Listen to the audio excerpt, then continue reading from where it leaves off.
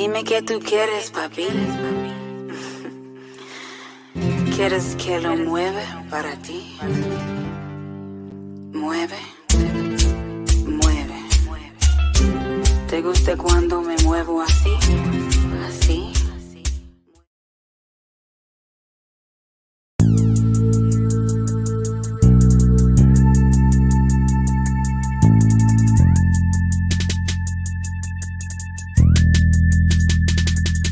Thank you, God, for this day. We have lived everything in our life, our health, our family, the guidance you have given us, allow us guidance to the path of righteousness.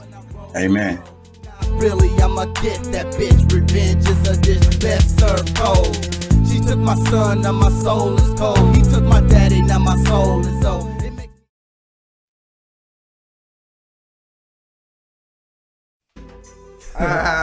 Yeah, man. That's hot shit right there, man. So what we gonna do? We gonna dub.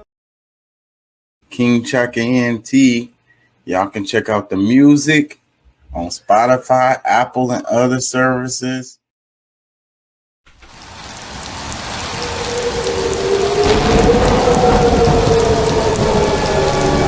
Doing what we do 3 to 4 nights a week. King Chaka ENT.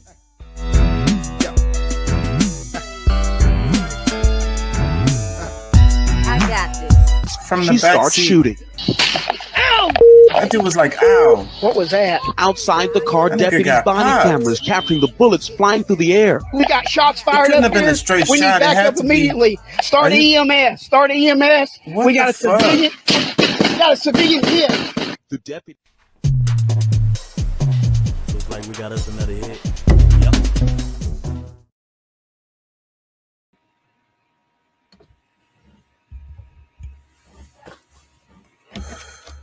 Hey, how y'all doing out there? How y'all feel? Remember, an educated public cannot be controlled. Learn to be active. The views and events expressed here are totally whacked and are not necessarily the views of anyone. Colonized Mind. That's the name of the show. Colonized Mind. You know, it's a lens. It's a lens that we see everything through, you know, and it's like everyone too. It's even the colonizers, because the colonizers forced a particular mindset upon the people. It came with a language. It came with a religion. It came with a culture. It came with specific laws. And these cultures and language is what they use too. Okay. So colonized mind is the idea. So what I try to get people to try to understand is that, you know, your lens, your perspective is skewed based on the colonized mind. It's like, what do they say about words? Or they say like one of the things they say is like, the more words that you know, the more you can understand the world, you know. But there's another part to that where I can't find the way it goes, but it's like your mind interprets the words, right? It's a comprehension thing. So, but then that's related to everything that's in your world, because you describe the world that you live in through the words that you use. So your comprehension is based on, you know, the words. So, but it's based on your mind, right? So think of it like a person. We use comparisons all the time. Like, what if somebody from the past came to the present today? Like, how many things, like, we have new words. Like, how many things wouldn't make any sense to them? They wouldn't even have the words for it, you know? So what the concept that I'm trying to get across is that your perception is based on your mental, your mindset, you know, and a lot of that is filtered through your culture, your language. Okay. So you had these countries, or these imperialist ventures all around the world, and they exported their cultures and language to these other people, and in a lot of cases forced them, to accept it, to assimilate, if you will. So as a result, it's really tricky. It's complex because a lot of peoples, like the Aboriginals peoples, they find ways to keep their traditional, like religious rituals and so forth and so on, and find ways to implement, to mix these in with the colonized stuff. Even like when it's called something different, they see it as something else, because their mindset already, before they were colonized, they still had these concepts that were like similar or whatever. So when they see it through the colonized, mind, they still recognize it through their traditional mind, if you will. So again, what I'm trying to get across, the point I'm trying to get across is that for us to really try to understand things better, it's better for us to try to step out of our culture, step out of our language, step out of our traditions that we do locally, wherever you are. And even doing that, you will understand your own culture better. You will understand yourself better. You definitely understanding the world better. So, you don't have to look at it as like people have this, a lot of people have this arrogance where it's like, I don't need to know this stuff about these other cultures or whatever. Okay, that's cool. That's a fair argument. But if you did take the time to learn about these other cultures, you would reflect on your own culture automatically. It's just automatic default. It's going to happen. And you're going to see things better. You're going to be aware of things a lot better, maybe it'll cause you to be more traditional and more like into your culture, or maybe it'll cause you to step away from it a bit, or change it a bit, I think that it's better that you know what you're doing, have some kind of idea of what you're actually doing, not just blindly following traditions just because, that's how I look at it, but again, regardless of that, for you to understand information, you have to realize that you are perceiving it through the lens of your colonized mind. Most of us, all of us, mostly all of us, we're viewing the world through a colonized mind. Therefore, I mean, not to say that it's wrong. I'm just saying that is what your lens is. So if you want to understand things better, then you have to try to freaking realize that you have that lens on. I mean, it's really difficult to take it off. I don't know if it's even really possible. But being aware of it helps a lot. I think that's my point on that. How y'all feel? Trying to get some people in here. I'm freaking late. I apologize. I had to do some homework and stuff. Just got off of work too, and I just didn't have time. I should have scheduled better. I could have did it earlier. I was tired. Anyways, Tony Baker. Wake your ass up, Terrence. Wake your ass up, Terrence. Don't be pulling that falling asleep mess on me, Terrence. The food portion of my dish is empty, Terrence. I'm about to go scratch the home of your couch. Wake your ass. Yeah, I love cats. Great reveal.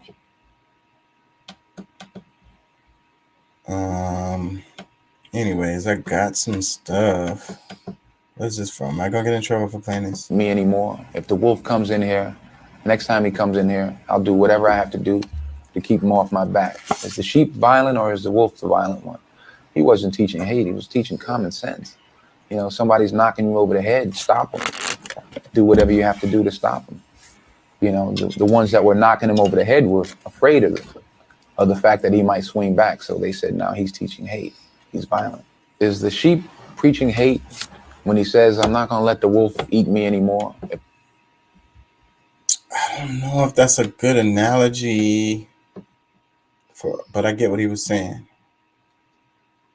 But the natural function of nature is for the sheep to get ate by the wolf. Like that's just kind of how it goes. So therefore, I wouldn't want to compare myself to a sheep at all.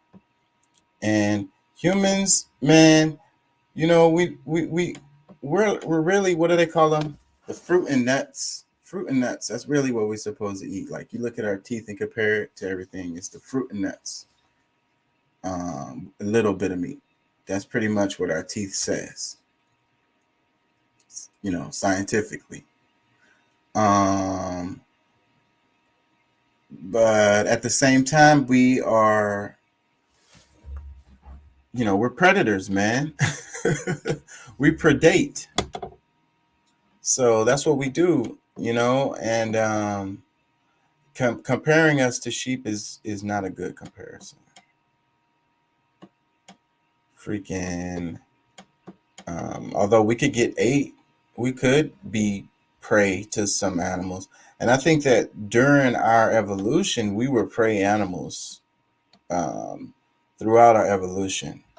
And that's the reason why we're so hardcore on other prey animals, because really we're scared of them. We're really scared of them, and that's why we kill them all off. Because I think throughout our history we were prey animals, but not anymore. You know, I mean, we still can be preyed upon, but we are the ones that's predating everything. Anyways, I don't know what my point was. This is Herschel Walker.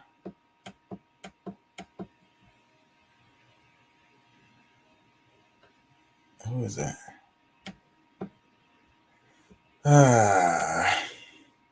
Randomness. Study finds some humans really do smell extra delicious to mosquitoes. Yeah. Oh, I'm going fishing tomorrow. I've been meaning to go fishing forever. I'm going tomorrow. I am going. Tomorrow's the day. Be brought back to Harris County tomorrow. Zakia Duncan and Jova Terrell were found in Baton Rouge after an Amber Alert was issued in Texas.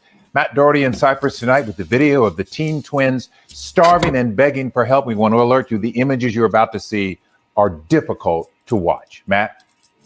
Nobody could have imagined what was allegedly happening inside of this home. The kids who escaped described a life that is truly a nightmare. It's close to 5 o'clock on Tuesday morning. Home surveillance cameras show this pair of 16-year-old twins, a boy and a girl, who have just escaped. They spent more than half an hour going door to door, desperately seeking help. You need some help? Yes. Can you put a lot of sand, please?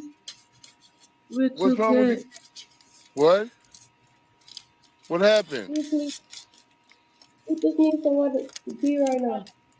No, we can't do that. Unsure of the circumstances, nearly all of the neighbors told the twins to keep moving. About 5:30, the temperature was in the 50s. It was exactly 5:27 in the morning when I heard the doorbell ring.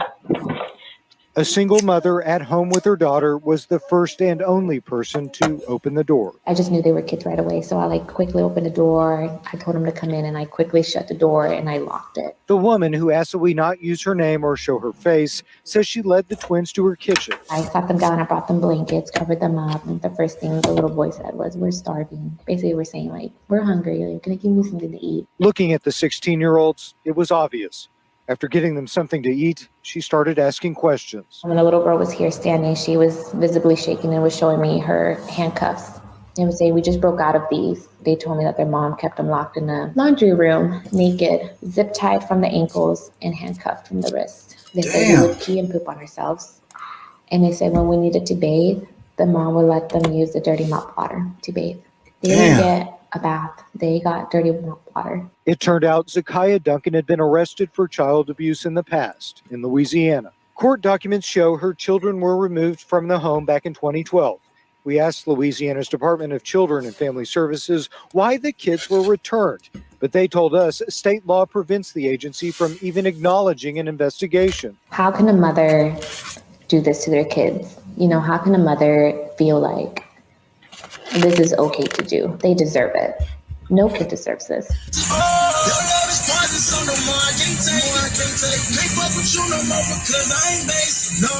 Mother and her boyfriend accused of handcuffing her children, starving them, and holding them captive in a laundry room are set to be brought back to Harris County tomorrow. Zakia Duncan and Jova Terrell were found in Baton Rouge after an Amber Alert was issued in Texas. Matt Doherty in Cyprus tonight with the video of the teen twins starving and begging for help. We want to alert you, the images you're about to see are difficult to watch. Matt? Man. I don't know what to say about that one. I had heard about this, but I didn't see all of those clips that I saw just now. It's pretty fucking terrible. Like I say, I don't know what to say. Freaking horrible. Like, some people shouldn't have kids, man. There's so much neglect happening. Like, what they say, she was in freaking Baton Rouge somewhere? Like, what the hell? She wasn't even in the same state. Like, I used to live out there in Cyprus. Freaking locked her kids up and then left out of the state? Damn. Is that what I heard? Handcuffed and zip tied them. What the hell kind of shit is that? It's like she was trying to kill them. That's extra as hell, man. I don't really want to make too many comments on that. It's pretty horrible.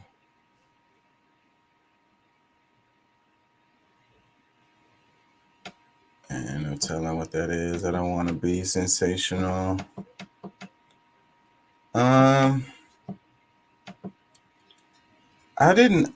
We talked about Kanye West a lot, but I forgot to mention that I really didn't like his George Floyd comment.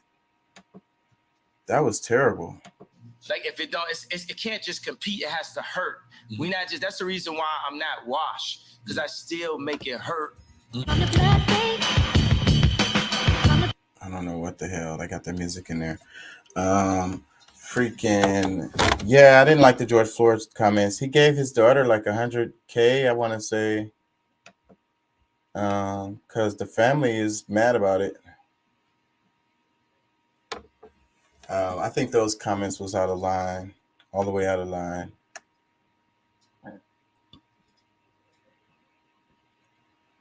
What is this?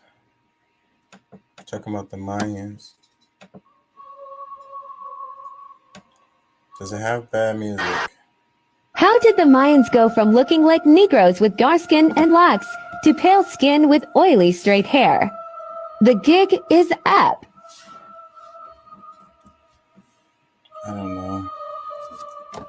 I don't know what you're talking about. Because of the movies? That's a movie, bro.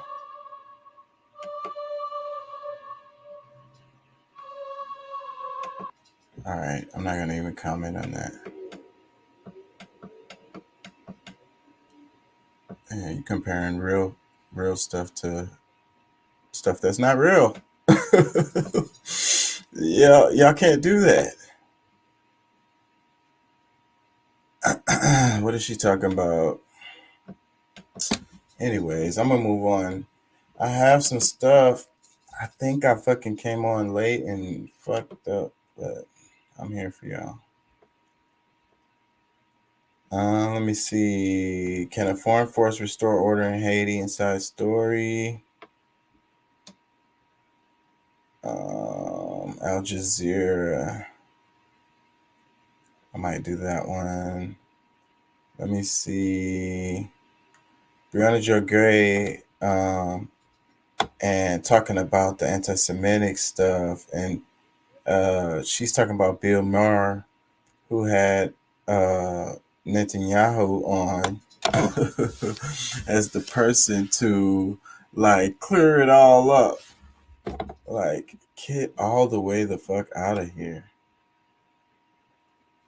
Let me see. 2020, the audio from Really Graceful. She was talking about how the freaking It's like, have you forgotten 2020? Like that's the name of it. And it's like, oh my God, that's what I've been screaming. Oh my God, like somebody needs to be held accountable, bro. All of this stuff.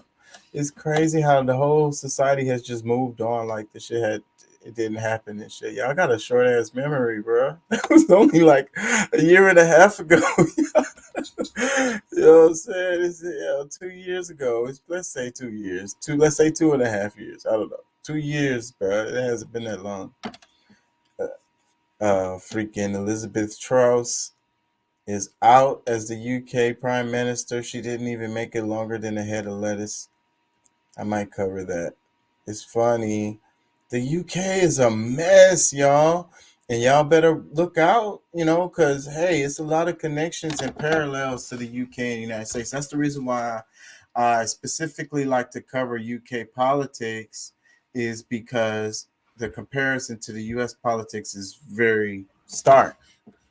So, and I would say they're ahead of the United States in a lot of ways with projections of things, if you will. Like the United States is going that way, if you will.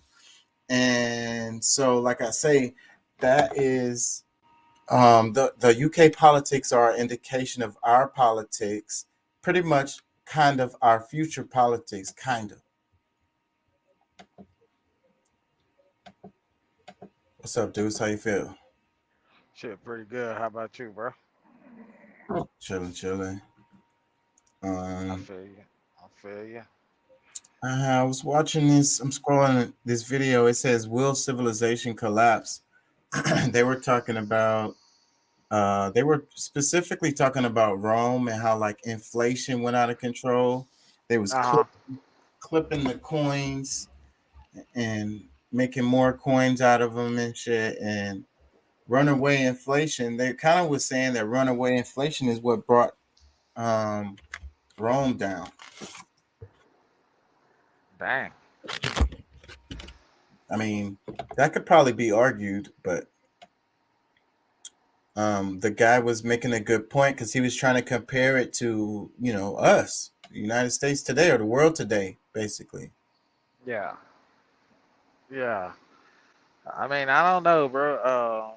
That's uh, that's a pretty strong assessment, but I don't think that's here in the near future. I guess my optimism won't allow me to even see that as of right now. I think the people, are more resilient than what our government, our leaders give us credit for. I mean, yes, true enough, we have a lot of people that are stuck on this whole blue pill and believe whatever they're feeding to them, but I think there's enough people in this world that will, stand up, and go against this shit. Like, but me personally, I don't see civilization being on the brink of extinction. I mean, history repeats itself, man. Inflation, recessions, this is things that's been happening all throughout life, throughout years, I mean, it's been a while since it's probably been as bad as it is now, but this is something that's happened before, man, and I just, I mean, it sucks, but you know, and it's bad, but I don't think it's as that bad. I mean, I'm feeling the pinch. I'm not gonna lie to you. Financially, I am, but I'm optimistic that the tables will turn and we shall be back on top again. This shit's not gonna last forever, bro. Yeah, it's always cycles. It's always the cycles, and things happen gradually, always. Well, until they snap. But yeah, I mean, the world's not going to come to an end like by any means. We're going to find a way. But it's what they're talking about is societal collapse, meaning that shit just kind of goes awry. Shit just kind of goes a mess. Yeah. I mean, I guess I can see it from that point of view uh, as well. I guess I can see it from that point of view, but I don't know, bro. I think we got quite a few years, quite a few. We still got quite a few decades, if not longer, before I think it gets to that point. Yeah. And that's kind of why I really don't feed into a lot of that shit that these people are talking about and saying, because I feel like they're coinciding with the fucking old, scare tactics. Let's scare the fuck out of them. Let's make them panic, and it's like, obviously that shit is not working, bro, because you got people out here that are still getting home loans. You got people out here still buying cars, still putting their kids through college, still doing this, still doing that. The shit is not working. So I really don't. I'm just at a phase in my life where I'm not buying, I'm not feeding into that bullshit. I honestly believe in my heart, and I could be very naive. I believe that before it ever crashed that way, here in our lifetime at least, I feel like we have enough people that will stand up and fight this whole corporate, bullshit, corporate government that corporate ran government that we're up against, and that's not just here in the states. That's Other around the places world. in the world for sure, but that's what I'm afraid of. I'm afraid that the United States, we so passive, man.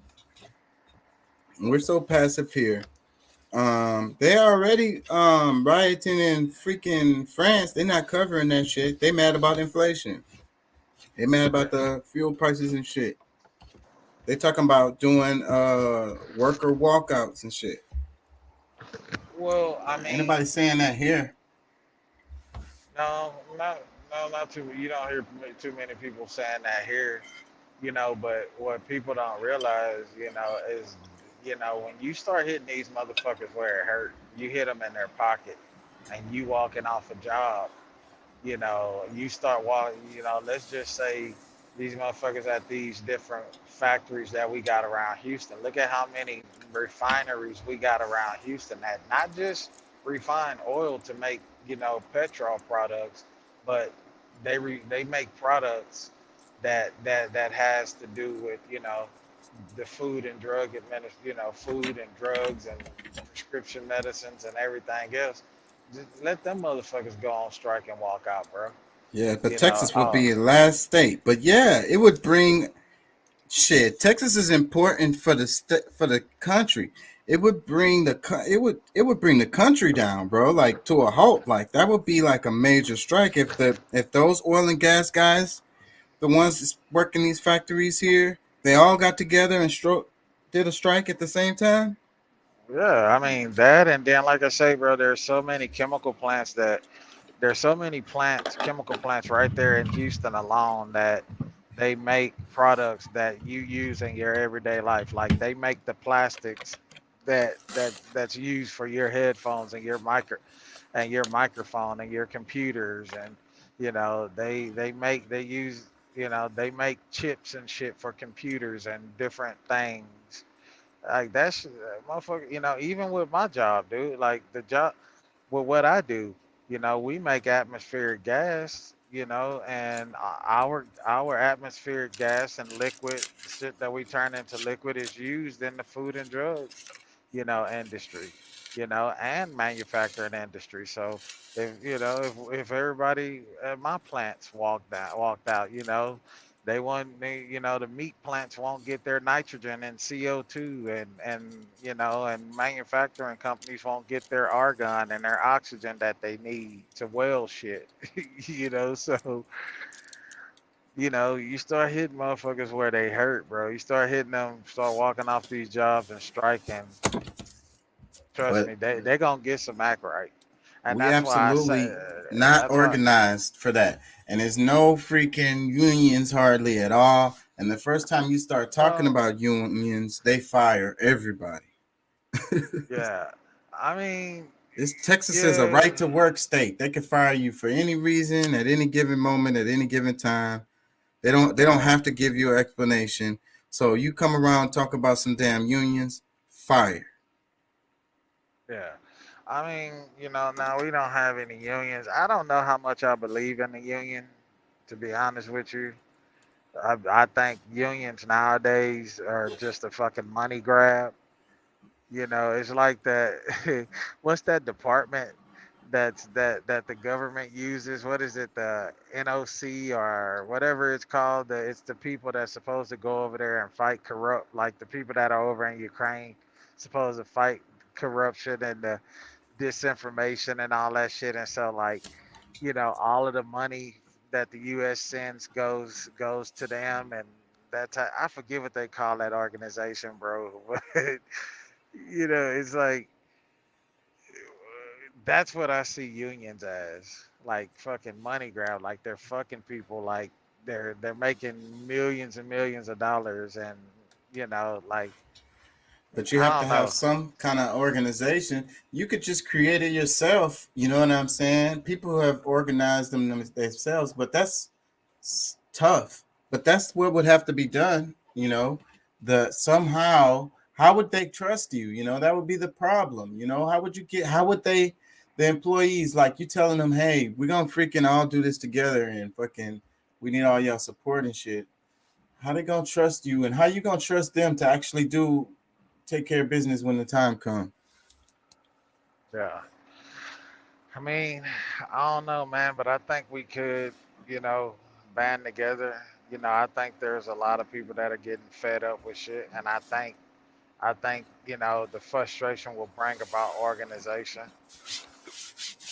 And that's what needs to happen. People create group chats and shit, and just fucking talk about y'all situations across the different plants, and Yeah. fucking that would be a good way to start right there. And you know what I mean? And fucking just having them talk about it, then see what develop. It would develop out of that. The more people you can get into these group chats or Yeah. whatever, some kind of group messaging or something, get them all on the same one, and all of y'all are in the same industry, and y'all just talk about y'all situations. Yeah. Because that's what we need. We need solidarity. And that comes with communication and building relationships with people, which everything is driving us in the opposite direction of that. Like this whole COVID thing was just like, it seemed like separation, man. And it's still happening. Like they're still separating us. But that's what they do. They create situations. They create situations. They report on different situations in our news media to distract us from what the fuck they're really doing, what the fuck that's truly going on behind our backs. I mean, that's what our government do. Like, but you have to be wiser. You have to be smarter than that. And it's like it's sad to see how many people fall for it. I'm not saying that COVID is not real. COVID is very much a real virus, and people have lost their lives to, and you can't take it lightly. But you also have to be wise and read between the lines of these fucking news reports that they're putting out, all of this shit that and it's like these reports are coming out and shit like that, but then you start looking into it and you realize like the CDC is not even backing a lot of these reports that are coming out. Like You gotta it, check the source on that shit all the time. And then CDC is not all that to be freaking, they're not checking their sources. yeah. Yeah, so I mean that's what they do, but like I say, man, at the end of the day, I think we speak to this, probably every week on this podcast. You know, um, there's a certain group of the population that's all what government and news media has to say, and they believe that, and they take it and they run with it, and that's law. And then you have a lot that are like, nah, fuck that. Like, nah, fuck that. That bullshit ain't, that ain't what it is. And they're doing the research, themselves. They're watching other news outlets, shit that's from around the world. They're actually, they follow real journalists that actually do real reporting and things of that nature. So, You know, it's not if, it's when, bro. It's gonna happen. And I think January was a big indication that motherfuckers are fed up, um, that's the way I looked at it. A lot of other people around me looked at it like, man, if there was some niggas running up in there, we all been shot. I ain't look at it like that. I look at it like, okay, this is showing motherfuckers are fed up. And I guarantee you, if you had a group of niggas that was running up in there with them white folks, I guarantee you them white dudes would have been like, come on, brother, fuck this shit. We're tired of this shit. And ran up in there, and it wouldn't have been no everybody for themselves. You know what I'm saying? Like, you know, but that's the type of shit that they don't want you to do. That's the type of shit they don't want you to see, and that's the unity that they don't want you to see. And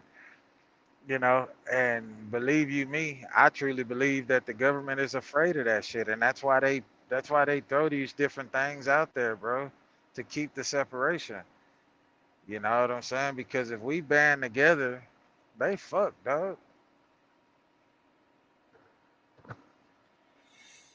They're Yeah. fucked. They're gonna have to call in their they're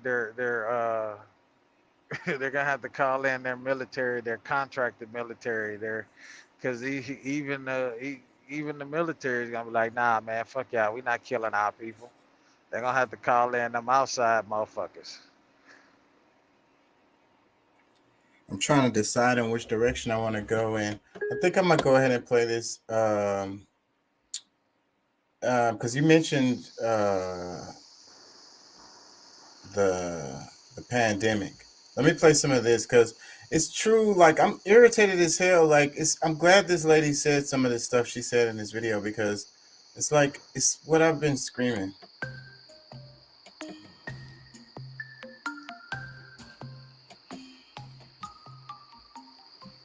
Hey everybody, how are y'all? Grace here.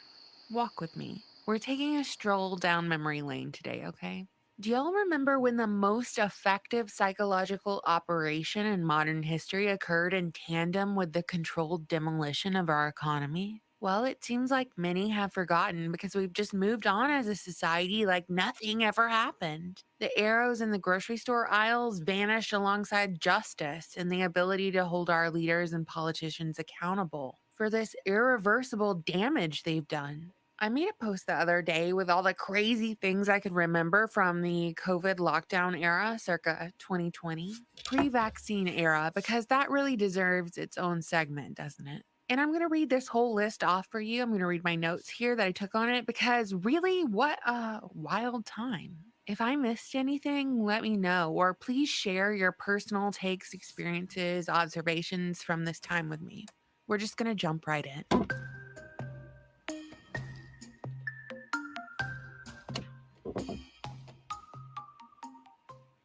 So, 2 weeks to slow the spread. This phrase was introduced by the Trump White House on March 16th of 2020, urging Americans to stay home to combat the pandemic. 15 days of lockdown was the emergency declaration that gave healthcare providers on the front lines of this pandemic the flexibility they needed to respond. Or so we were told, right? But do you remember, in response to 2 weeks to slow the spread, they closed down the beaches and the gyms? They locked the gates to the parks, strung caution tape across playgrounds for much, much longer than 2 weeks. And then they began to fine violators for trying to access beaches and trails to exercise and get fresh air. I mean, we're people. We need fresh air. We require sunlight for our physical and mental health. These things are vital. We need to stretch our legs and get our restless energy out. But the government, I'm saying they, the government, tried their best to keep us imprisoned in our homes, afraid of our neighbors and fellow citizens. In April of 2020, one California city dumped 37 tons of sand in a skate park to deter violators, many of whom were children. And it's got me wondering what 37 tons of sand cost the taxpayer. It's really sad because I think children suffered the most during this time because adults were so weak. She said the children suffered the most because the adults were so weak. The little kids with they was forcing the little kids to wear the masks. I already had trouble breathing in them damn masks, but like a little kid, and then like, it dripped down over their nose, and they're like, "Put the mask up," and it's like a little bitty kid, and it's like that felt like that was abuse, man. Like traumatizing too. Like the whole thing had to be really traumatic for like all the kids, right?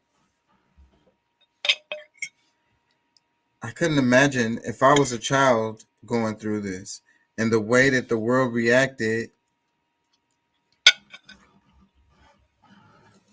That shit crazy. Anyways, let me play some more. Yeah, my bad, Do bro. you I didn't remember realize. that while the government Go ahead. What you gonna say? I apologize. I I didn't realize my mic was muted, but yeah, no, I mean, yeah, definitely what you were saying. I'm in agreement with, because I remember, trying to find masks that would actually fit my son at the time. You know what I'm saying? Like, and it's like I didn't want those reusable masks because I'm like, them shits, like, to me that was disgusting. If you're telling us about this virus, they're like, oh, you could just wash them. Nah, it's like, so yeah, I was having a double loop on him around his ear, and then that, after wearing it for so long, it's like that hurts. Can you take it off? So it was Yeah. nuts, bro. Yeah, man. That sucks. And what about the even smaller children than the smaller than yours, that were smaller during the time, Yeah, yeah, Really yeah. They little shut down. kids in And pre-K and freaking kindergarten. They got them with the masks on and yeah, it was a nuts time, bro. They shut down playgrounds. They shut down public parks. It was crazy. But yeah, my bad, man. I ain't mean to interrupt. nah, go ahead. I mean, I was just freaking expressing my freaking disappointment, like frustration with it. I'm Yeah, gonna play. man. Let me play some more of her. closed down outdoor spaces, mandated small businesses to close, and canceled church sermons, the government allowed Walmart's doors to stay wide open, and Amazon's factories were busy as ever.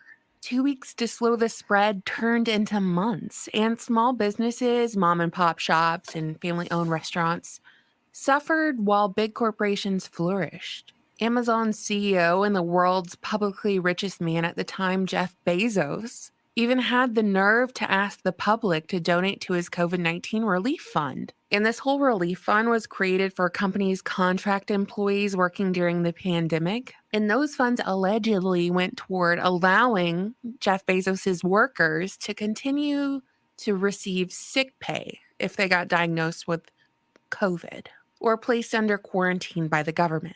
Do we have anything nice to say about Jeff Bezos? I really don't. His granddad was DARPA. The government gave Bezos the contracts for cheap shipping, years and years ago, which they didn't award to anyone else. And his monopoly, Amazon's monopoly, was reinforced by government mandate in 2020, and he still asked for handouts?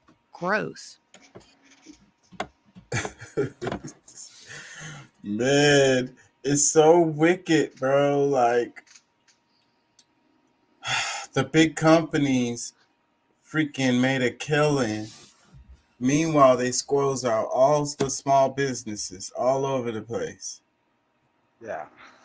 Yeah, I think honestly, bro, I really think that this was, and that's why I don't want to say that on the platform because I know I don't want you to get any strikes, but it was total bullshit. This whole, they call it pandemic. It was a plandemic. You know, there was no immediate uh, action to properly take care of this. Oh, just wear a mask. This, that. Let's shut down everything to try to slow the spread. When in reality, they didn't slow the spread. Like I, I don't know. I personally think if they would have just left shit open, people could have probably gotten it and gotten over the shit. You know what I'm saying? And my personal opinion, I mean, instead, our economy suffered, everything suffered, you know, and it was so many people that was like, yeah, they need to shut everything down. It's like, you know, for what? Like, do you guys not realize we live in a capitalist society? You need shit to be open and running and moving for, you know, for this economy to stay strong. Like, the government had nothing put in place. They just was thinking out their ass and just throwing checks towards people, money that Yeah. we didn't have Now they're already. saying they're blaming the inflation on those checks. That's what a lot of people are saying now. Like, I'm not saying that's true, but that's what they're saying. I mean, well, I mean, I believe that because you think about it. What, you know, what are they going? Where are they getting the money from? They're printing the money and then people are cashing checks. So somebody got to pay that money back. So it's like, okay, well, you know, and they're through them increasing interest and the cost of goods and all of those things. Yeah, somebody got to pay that money back. And that shit, and all of those people that took those tax breaks to be able to get more money on their taxes. Hey, buddy, that shit finna hit them too. You know what I'm saying? You think you finna get you a big old income tax check come January, February, whatever. Nah, they finna start cracking down. They finna start. I think they're gonna give one more round of the extra money. I think this year, but after that, bro, think about that shit.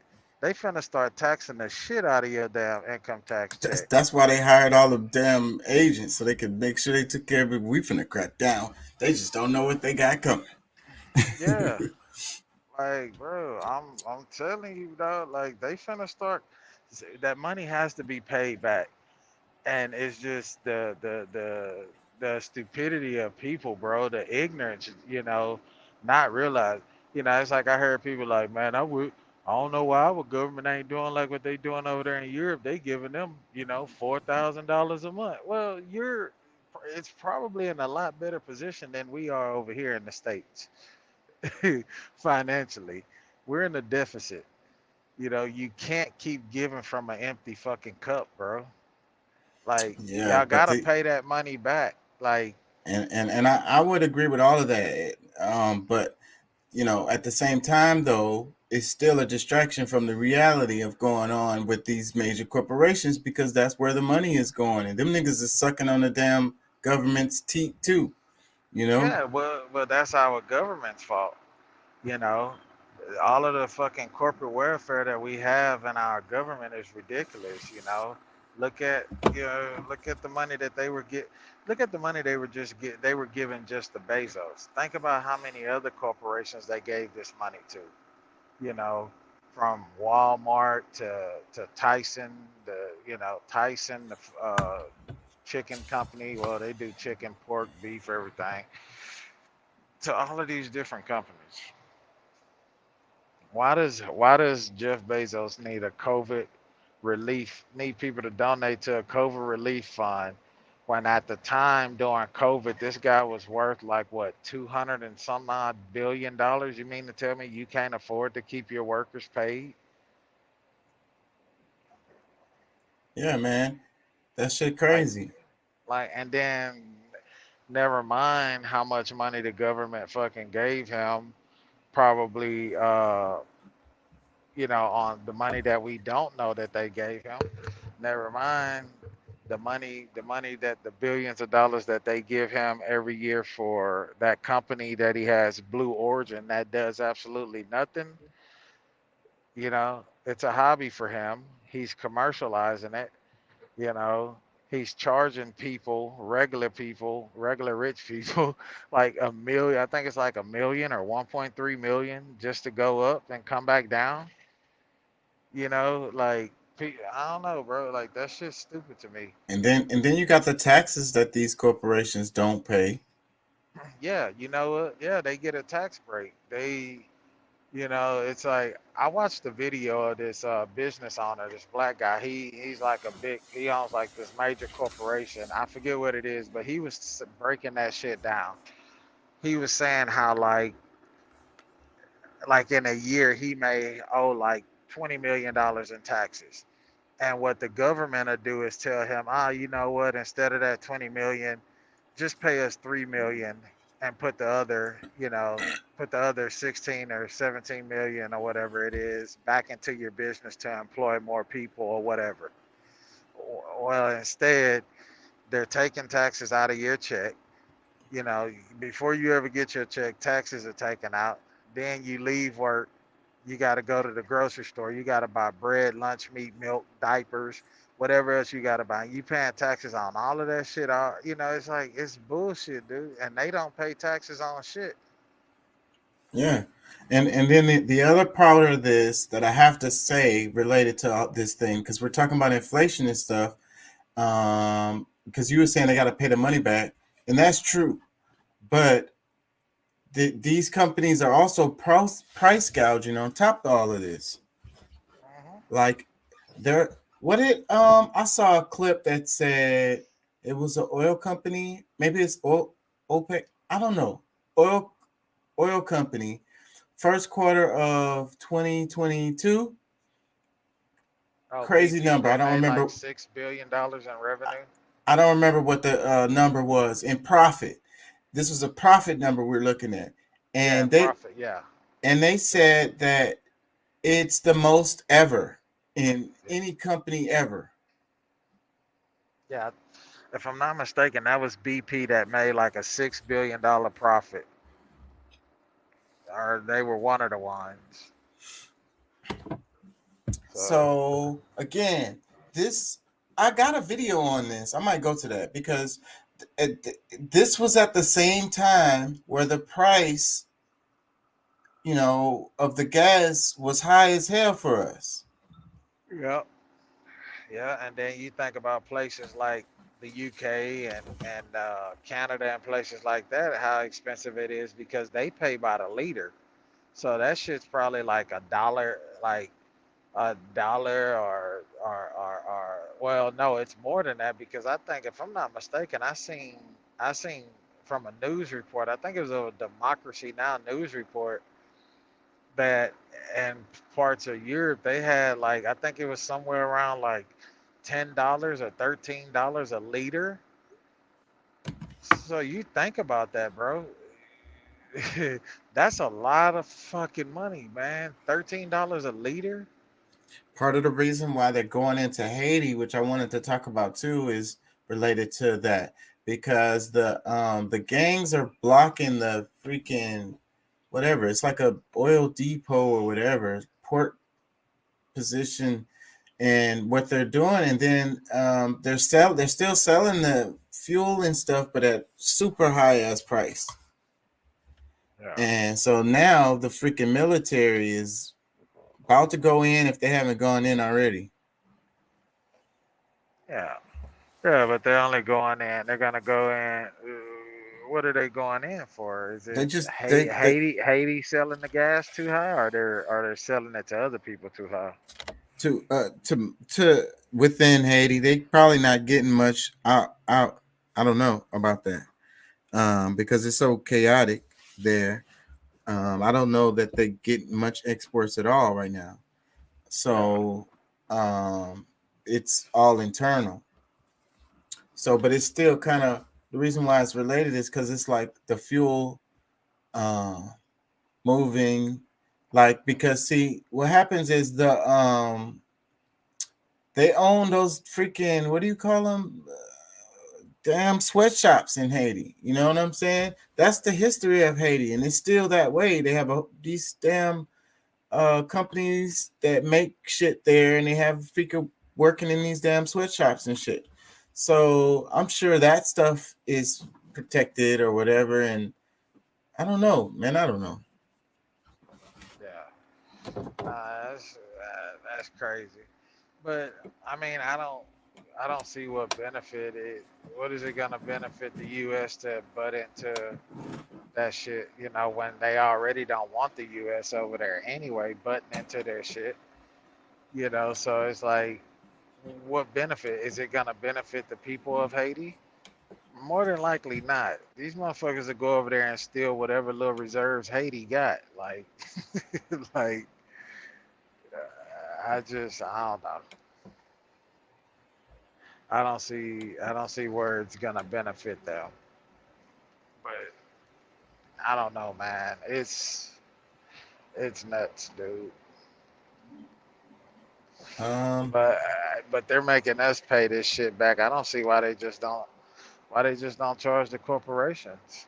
You know, make them pay their fair. You know, if the corporations in this country paid their fair share in taxes, it wouldn't be any need of inflation. Right. It would yeah, if they just, that's the whole problem. Like, if, you know, and all these tax havens and all these loopholes, and also the other side of it is not paying fair wages. Yeah. And it's so dumb because they're shooting themselves in the foot, because if they just paid these people better, these people just going to buy more stuff, and it's going to drive the economy. It's going to be good for everybody. They're going to make more money. I really don't understand the logic. Greed, bro. Being greedy will allow you not to see. It can't be the greed. blessing ahead. It has to be more than greed, because that don't make sense, because they can make more money. Like I said, they can make more money. If they paid the people more money, they would make more money, because these people are going to buy more fucking stuff. It's really simple. But I think it's control, man. I think it's control, because that's what you would, people live in check to check just enough to pay their freaking utilities and a little bit of shit here and there. These people don't have the freedom to move around and do things. You know what I'm saying? Buck the system, or freaking plan on joining a union. They ain't thinking about none of that shit. They thinking about next week's check.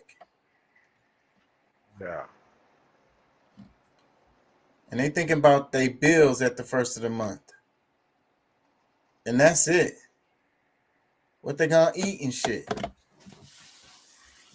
They don't have time for nothing else. Yeah. Yeah, that's true.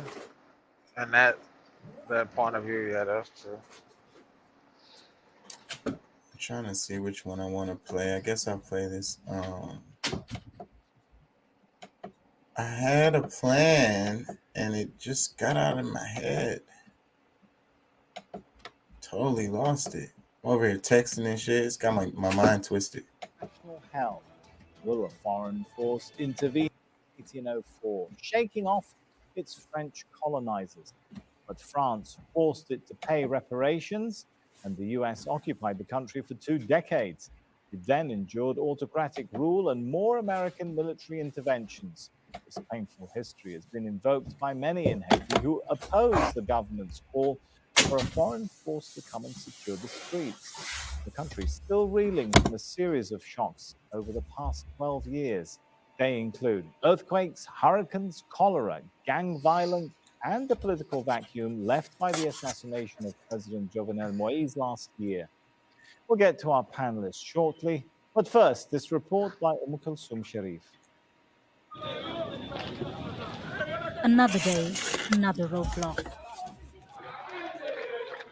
Protesters have been out on the streets in Haiti since acting Prime Minister Ariel Henry ended fuel subsidies in September. And its most powerful gang has blocked access to its largest fuel terminal. The so-called G9 is warning its members will stay there until the Prime Minister resigns. Petrol pumps are closed, while banks and supermarkets have cut their hours. We can't sell anything. There's no gas. We can't sell to the motorcycle drivers and taxi drivers because they can find gas to work, and they are my customers. The government has appealed for an international force to combat the gangs and restore order, a call echoed by the UN Secretary General and the United States. We live in an absolutely dramatic situation. We have the harbor blocked by the gangs, not allowing fuel and other needed materials to move.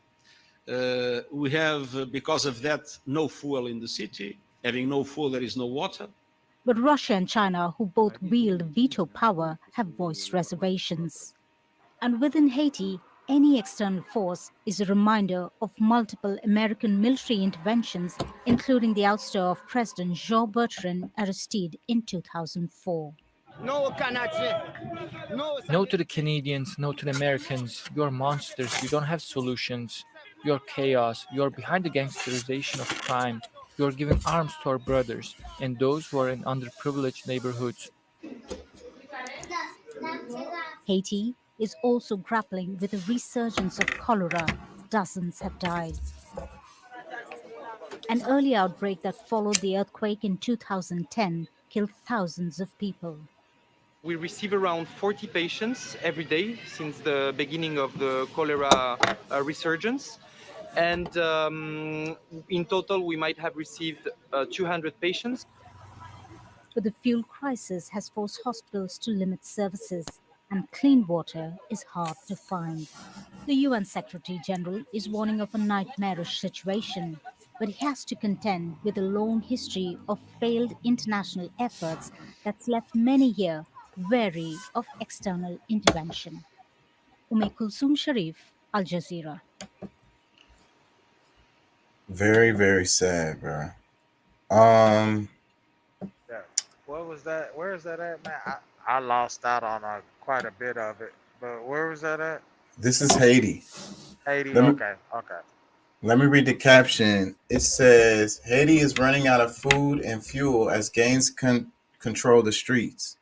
Haiti's government is appealing for international force to combat the gangs, a call echoed by the UN Secretary General and the US, but any external force is a reminder of multiple American military interventions, and many in Haiti oppose the proposal.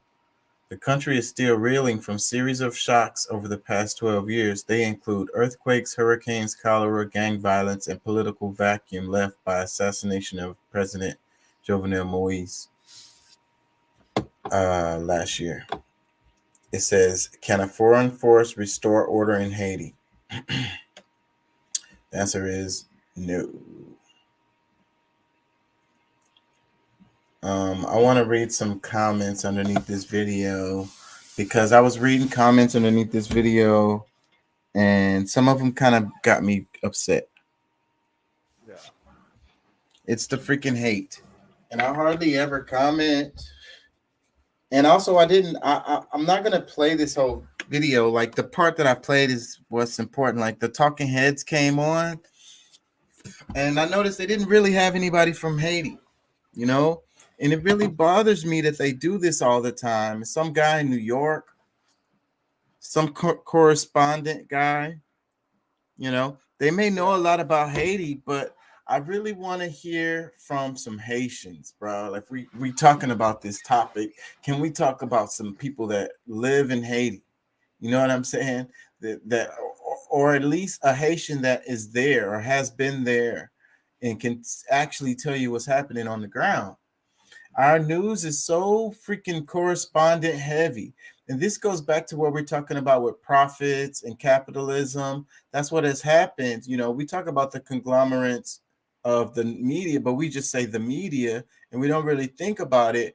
But, you know, it's a corporation just like any other, and they cut costs where they can. And it's really easy to just talk to somebody in a freaking studio about a topic instead of going there and interviewing people. You know what I'm saying? That costs money. You know? So that's a whole nother reason why we don't get that very much, like hardly ever. Only independent media mostly are you going to see people actually going to the place and doing a freaking story right there on the ground. Yeah. Yeah. Yep. So that's why don't nobody trust nothing. It's just these damn talking heads talking and clucking. Cluck, cluck, cluck, cluck. Let me read a comment. It says, what my country have learned after decades of independence and had one of the worst economic crises in late 90s is that you never ask and don't need international intervention to help your country. Only you who can be trusted to build your own country. That was probably a translation. Let me read another comment. It says, we don't need any interventions. We need a rebel force just like the Taliban to fight the evil within us. Ooh. Let me read another comment. It says, they don't want international help. They want foreigners out. Another comment, Haiti does not need more intervention. The U.S. and France have already done enough to keep Haiti poor. Any intervention would only be done to support Haiti's unelected, pro-West dictator and would do nothing to actually deal with the root of the issue facing the nation. Much respect to Haitians. I'm in their corner. Another comment, it says, no, the ISA has tried 3 times going back 100 years. No foreign troops for Haiti. Tell them it is time for them to figure it out themselves and get it together. They have to own it or it will never change. Let me see.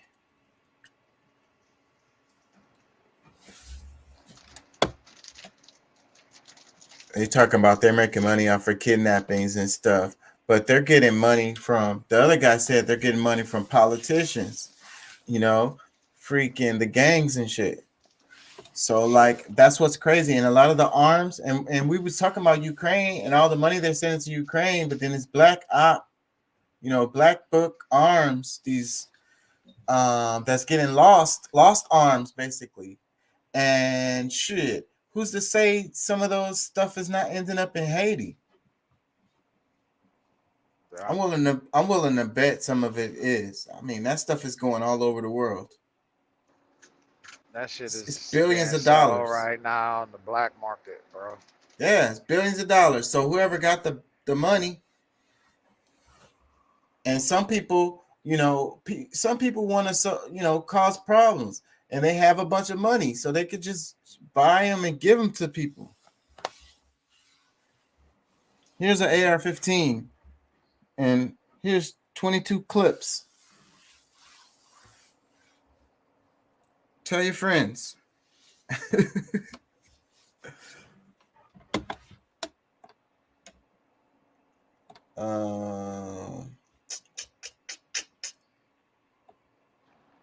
I don't see the comments that I was talking about. Maybe it's because they got rid of them.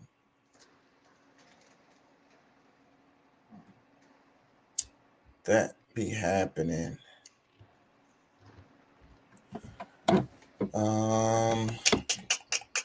I don't want to play more of that video because those guys were getting on my nerves.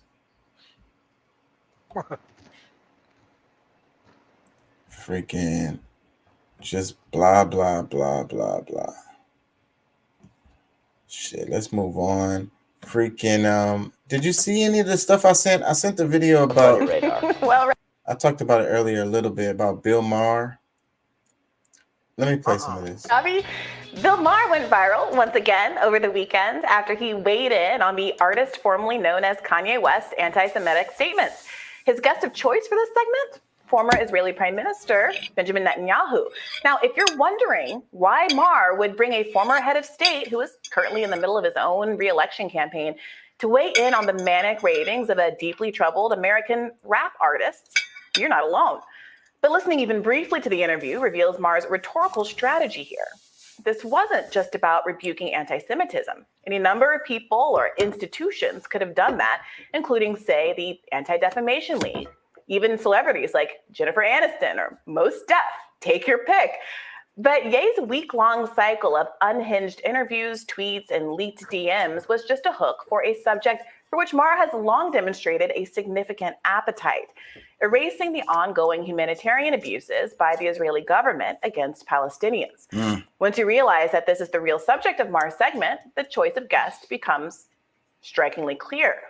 Lest you think I'm being unfair, let's listen to the interview. After asking Netanyahu an initial jokey question about whether Israel will, quote, retaliate against the West for Ye's anti-Semitic remarks, Maher asked the former Israeli prime minister to respond to a series of quotes from American Congress members, which he argues are evidence that anti-Semitism is as big a problem on the left as it is on the right.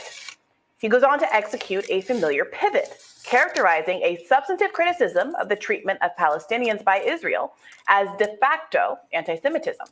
I just want to read a few quotes from American congressmen, just to Congress people, rather, just to show that Kanye West's comment is not really out of order with some things that are said by people in more official positions.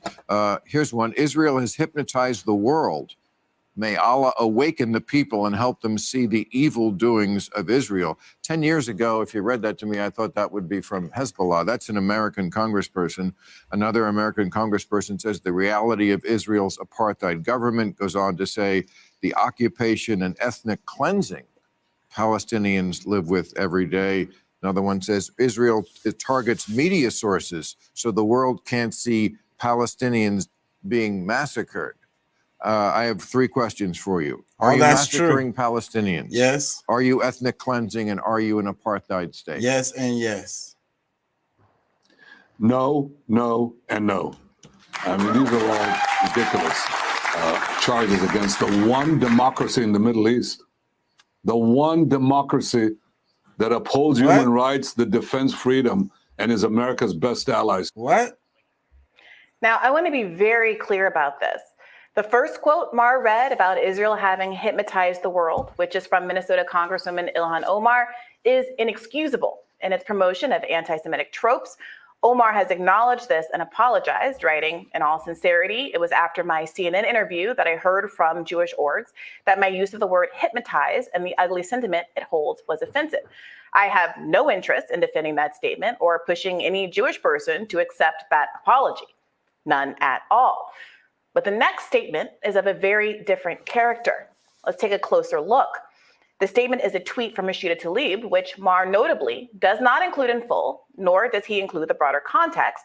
Tlaib had tweeted, the reality of Israel's apartheid government, supported by billions in unconditional American funding, cannot be denied. We will not allow the president's visit to whitewash the brutality of the occupation and ethnic cleansing Palestinians must live with every day. Tlaib's statement quote tweeted a statement from Jewish Voice for Peace and Action, an organization of Jews and allies working for peace and equality for all Palestinians and Israelis.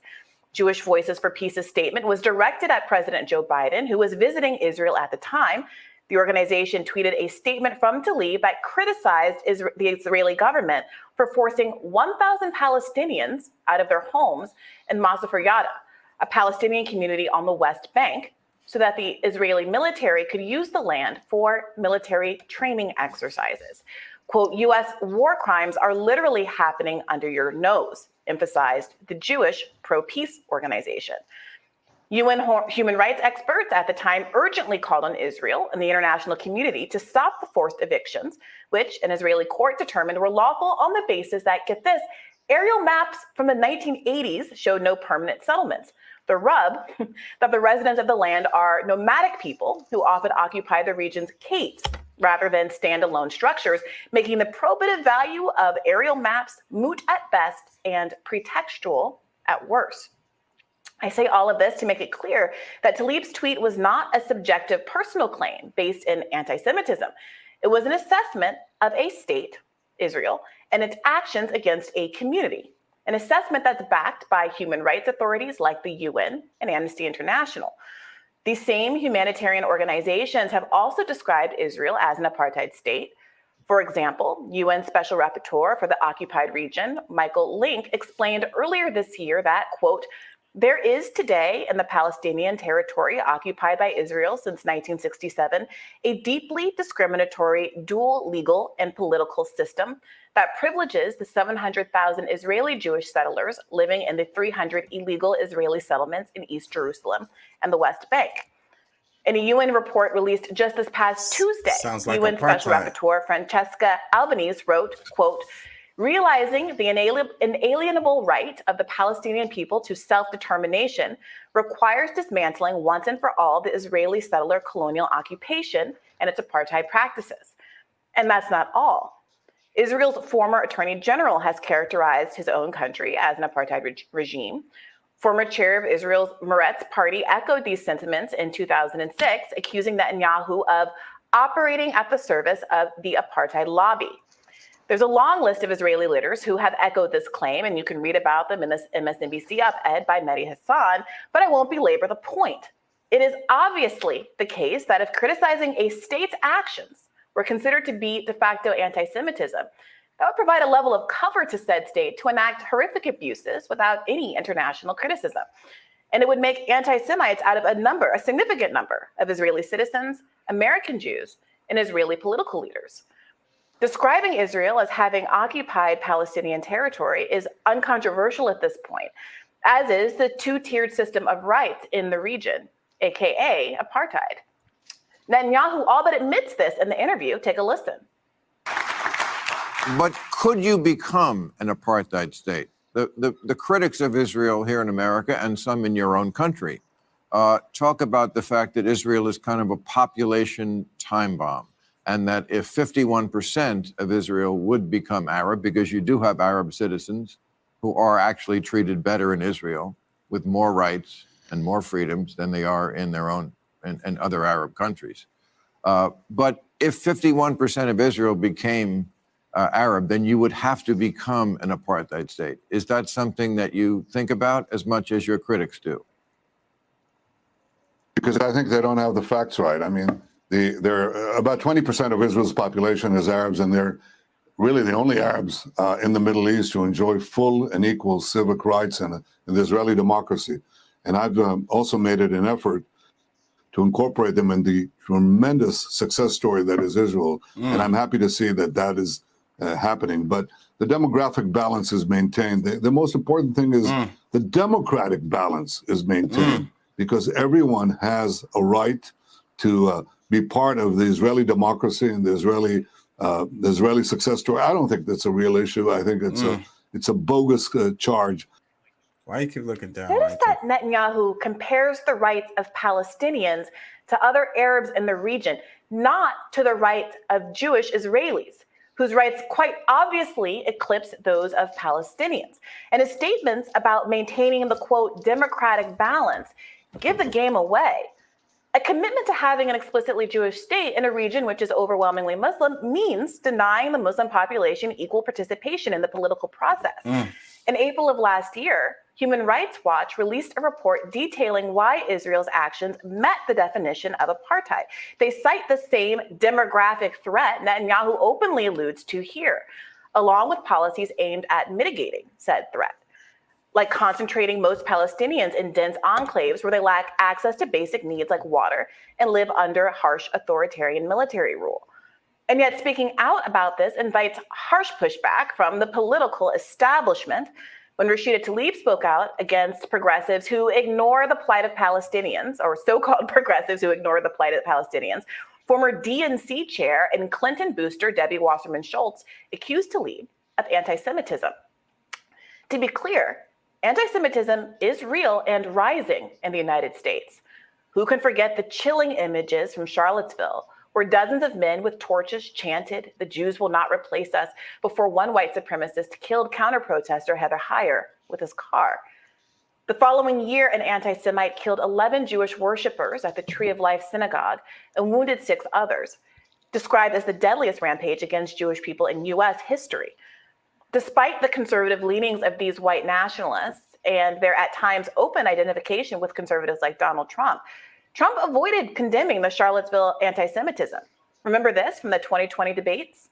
Are you willing tonight to condemn white supremacists and militia groups and to say that they need to stand down and not add to the violence in a number of these cities, as we saw in Kenosha and as we've seen in Portland? Sure, Are you I'm willing prepared to to do that, specifically but do it? Well, go ahead, sir. I would say almost everything I see is from the left wing, not from the right wing. So what are you saying? I'm willing to do anything. I want to see peace. Then do it, sir. Say it. Do it. Say it. You want to call him? What do you want to call him? Give me a name. Give me a White name. supremacists and Who would white you like me to condemn? white supremacists and right Proud militia. Boys, stand back and stand by. But I'll tell you what. somebody's got to do something about Antifa and the left, because this is not a right-wing problem. This is a left-wing. This is a left-wing problem. Like Trump, Netanyahu engages in both siderism in this interview, saying the communists blame the Jews for being capitalist, the capitalists blame the communists for being the Jews for being communists. Rather, if you have a problem, blame the Jews. But that's a gross oversimplification of American history. It was Jewish communists who were disproportionately targeted during the McCarthy era for advocating for a pro-worker progressive communist government, not the other way around. Joe McCarthy was documented as having defended Nazis, and the House Committee on Un-American Activities that targeted so-called subversives who dared to hold anti-establishment political views targeted Jews. One after the other, the people in effect put on trial by the committee were Jews. Not exclusively so, but enough to make the case, writes historian Michael Friedland. Certainly, anti-Semitism can be found everywhere, including on the left. But in this interview, Maher and Netanyahu do not mete out their critiques evenly. In fact, they applaud Donald Trump for being, quote, good to Israel. And while Maher attempts some critique of Trump for his role in 1-6, Bibi Netanyahu demurs. And there is no doubt that Donald Trump, as president, was good to Israel. Got the capital moved to Jerusalem, which had been on the table for a very long time. And these accords that you mentioned happened into that administration. But can you keep those two ideas in your head at the same time, that he was good to Israel, but he's also a dangerous demagogue who tried to have a coup in this country and does not respect democracy or democratic norms? Well, you know, I've had enough with Israeli politics, so I'm going to leave that to you. With anti-Semitism on the rise, it is important to call out anti-Semitism when it rears its head. And part of that is calling out anti-Semitism even when it's being offered up by folks who are, quote unquote, good to Israel for geopolitical reasons, even as they fail to support Jewish people who are attacked on the basis of their faith. This episode of Bill Maher's show was ostensibly a conversation, remember, about Ye's genuinely anti-Semitic remarks. So I ask you again, why was only a sliver of time devoted to anti-Jewish sentiment from a Trump-aligned conservative? Why the pivot to criticizing legitimate humanitarian concerns from a progressive congresswoman who criticized not Jewish people, but a country whose actions against the people of Palestine are at this point uncontroversially understood as occupation and apartheid? Yeah, I know I'm killing y'all with this, but freaking, it's an important interview. What's her name got fired from the Hill for trying to do this interview, basically do this story. And so it's kind of a long story because I follow this shit like crazy, but so this is her doing that show that the other chick was trying to do that she got fired for doing. So they let her do it. She twisted it a bit, so I guess that the tweak. And then the other chick was Jewish, so that might have been why it carried more weight coming from a Jewish lady. I talked about her. I'm trying to think of her name right now, but it's freaking not. I'm losing it. I can't think of her name. I'm sure it's in the comments. Hold on, I gotta look this up. What up, O? Yeah, what's up? What's up? What's up?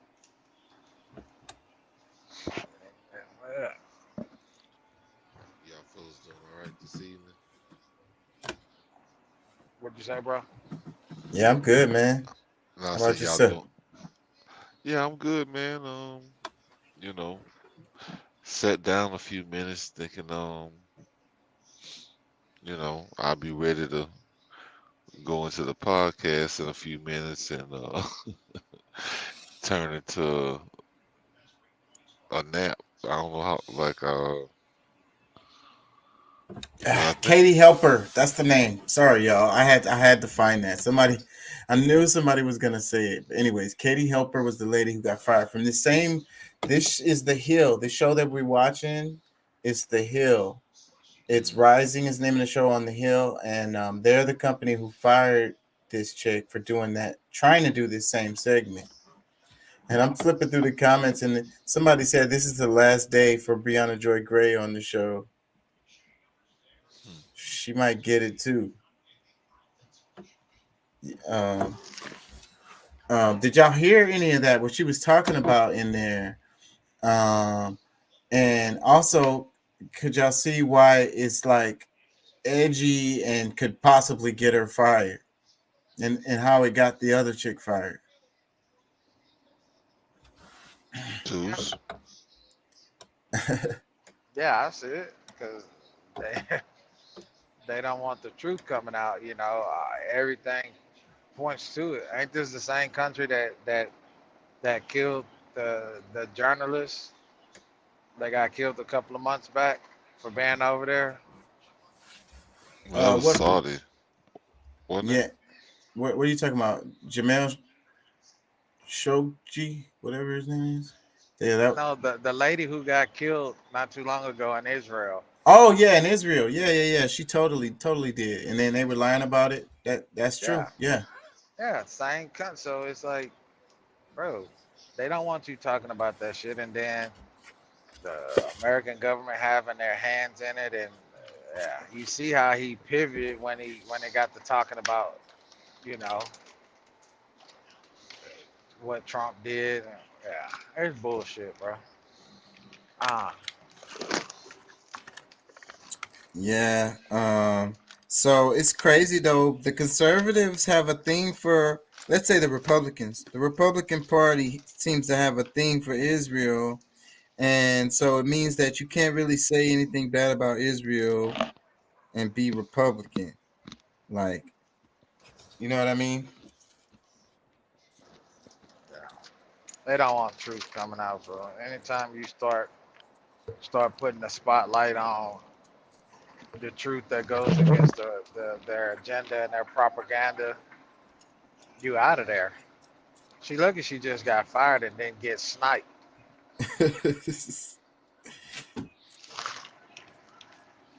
Yeah.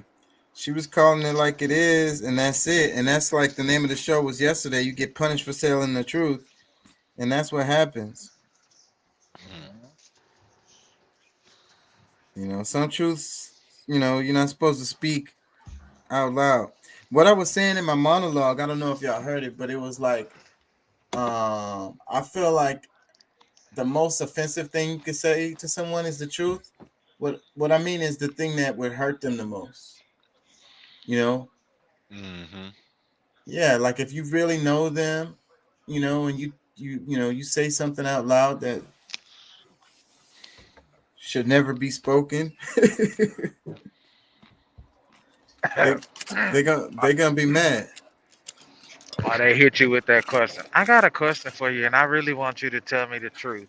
I don't want you to lie to me. I want you to tell me the truth. Then you tell them, and they're like, "Oh my God, I can't believe you said that." Oh, bitch, believe it.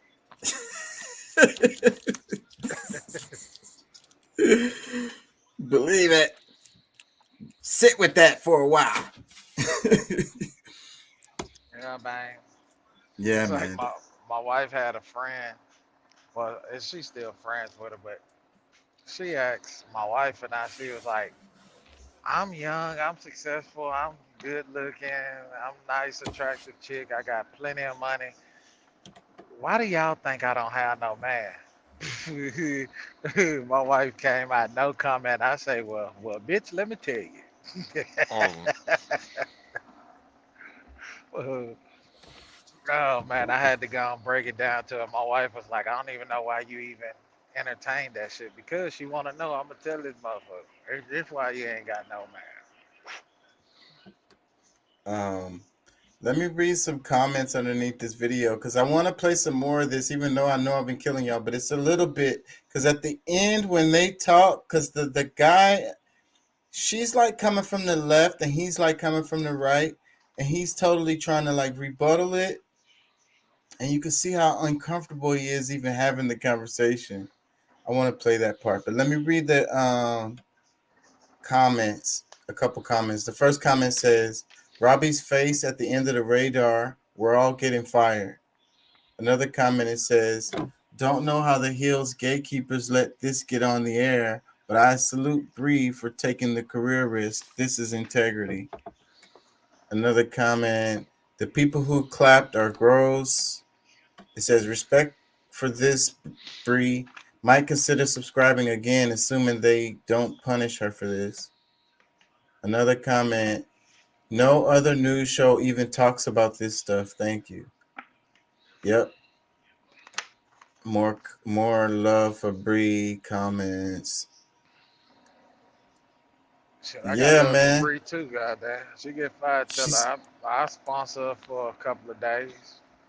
She's cute. She's got her own independent media show. I don't know how well she's doing as far as making money on it, and then she also has like a podcast show that she does. She used to be she was Bernie Sanders' press secretary. She would have been the White House press secretary if Bernie would have won that first time he ran. She was his press person or whatever. You've talked about her before, haven't you? Yeah. I'm a fan of this chick, big time. But anyways, this particular interview is important. You could tell by the damn comments I was just reading. Let me play a little bit more of this, y'all. As AIPAC, a pro-Israel lobbying group, is increasingly involved in U.S. elections, often targeting progressives in Democratic primaries, including Jewish progressives. It is important to be able to criticize Israel-aligned groups without said criticism being conflated with antagonism for people who are Jewish. And it is important that real moments of anti-Semitism, like statements made by Ye, are not minimized by those seeking to use this moment to fight geopolitical battles. This episode of Maher's show was one of the most appalling examples of whataboutism I've ever seen, so much so that even his own audience turned against him. Quote, every single time I tune into a YouTube Bill Maher clip, I find his humor and his take on religion and politics and popular culture absolutely spot on. He's so adept at capturing the essence of a story with a prodigiously incisive wit. So after watching this, I'm left asking the question, what the F happened this time? Said one top poster. Quote, Bill, it's asking the barman if the beer is good. Of course it is. Of course Israel's not doing anything wrong if you ask him. Come on, I expected more from you, said another.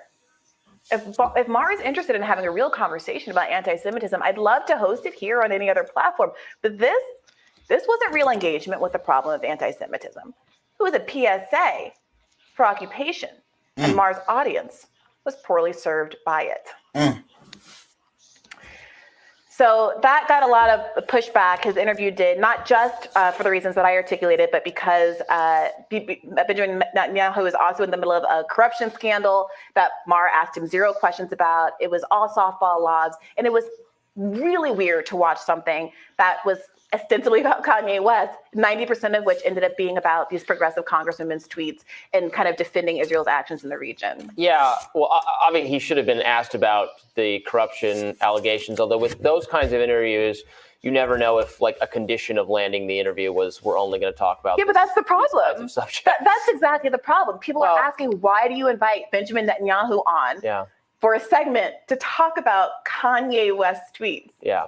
But we did get around to, I mean, the Ilhan Omar quote, as you acknowledged, was genuinely very, very, very badly. Yeah. What she said was bad. She acknowledged I have no interest in defending it. Yeah. So you can find, and you talk about, rising hate crimes against Jewish people, et cetera.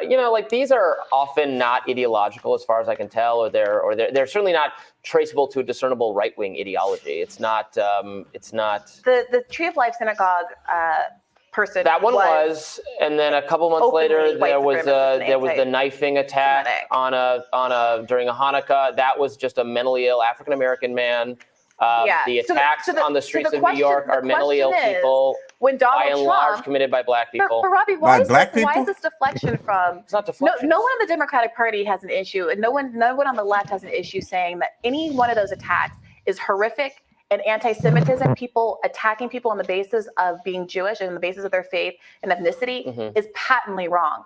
As we saw in that clip, when Donald Trump was asked to simply say that on the debate stage, he couldn't, and he famously said, "Stand back and stand by," and offered a lot of tacit support to groups like the Proud Boys. Tacit support? I think he could have condemned them much more full-throatedly, sure. So look, on one side, you had Ilhan Omar called out for a very bad tweet, a very bad statement, saying that was wrong, it was anti-Semitic, and I shouldn't do it. When asked to do the same, Donald Trump does not say what she said. And at the same time, there are people who are openly expressing their support for Donald Trump and had a tragic event where they ended up killing someone in the course of their protests. Donald Trump was asked to disavow them because they expressed their support for him. That's not his fault, right? People can like you and you can't like them back. But then you have to say, oh, I don't like you back and I disavow what you're doing. Donald Trump demurred, wasn't willing to say that. And then in the course of the interview that we just watched, Benjamin Netanyahu and Bill Maher go out of their way to give credit to Trump and laud Trump for being quote unquote good to Israel. And this is the fundamental problem. The conservatives who are often the white supremacist energy in this country is right aligned. It is. And so there is this weird way in which being good to Israel and supporting these kind of hawkish policies, which still the majority of the Democratic Party, the majority of the Republican Party support, despite there being this niche anti-war movement within the Republican Party now.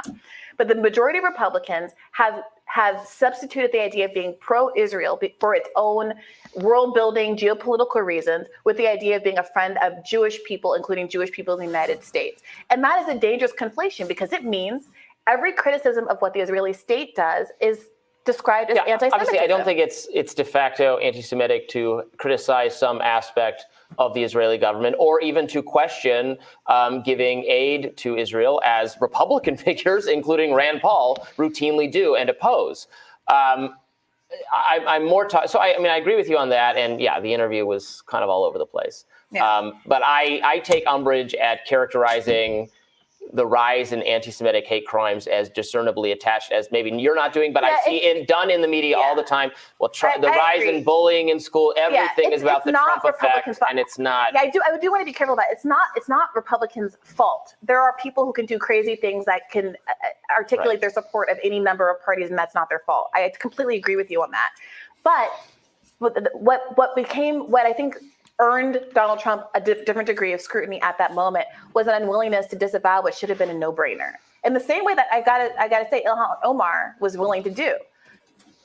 But I'm saying, but they're not the same thing because she said something really bad and then she apologized for it as she should. Yeah, well, all I know is that if somebody were doing horrific things in my name and being anti-Semitic in my name, I would say obviously that wasn't something that I supported, and it wouldn't have been the media cycle that it.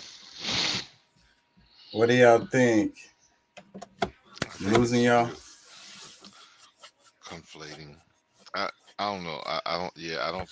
They're discussing something that's not even or equal, and they're trying to like force it to be, and that's the part that I don't think is really cool. And then you're telling him to, especially when they told Trump that time to, disavow or disown, like not. I guess let those people know that he don't rock with them and stuff.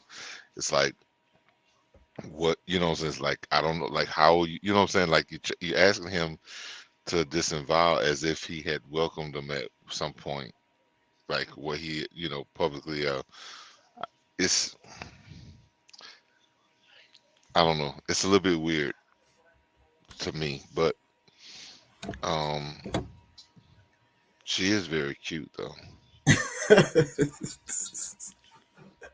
Focus. Oh yeah, man, she distracting. I ain't gonna lie. Freaking yeah. So they're having the argument about what's anti-Semitism a bit. So it's like conflating the idea that when you criticize the state of Israel, it's connected to the people, Jewish people, like around the world. So supposedly. then that makes you anti-Semitic, being anti-Semitic. Well, see, that's the part I don't really like because, first of all, like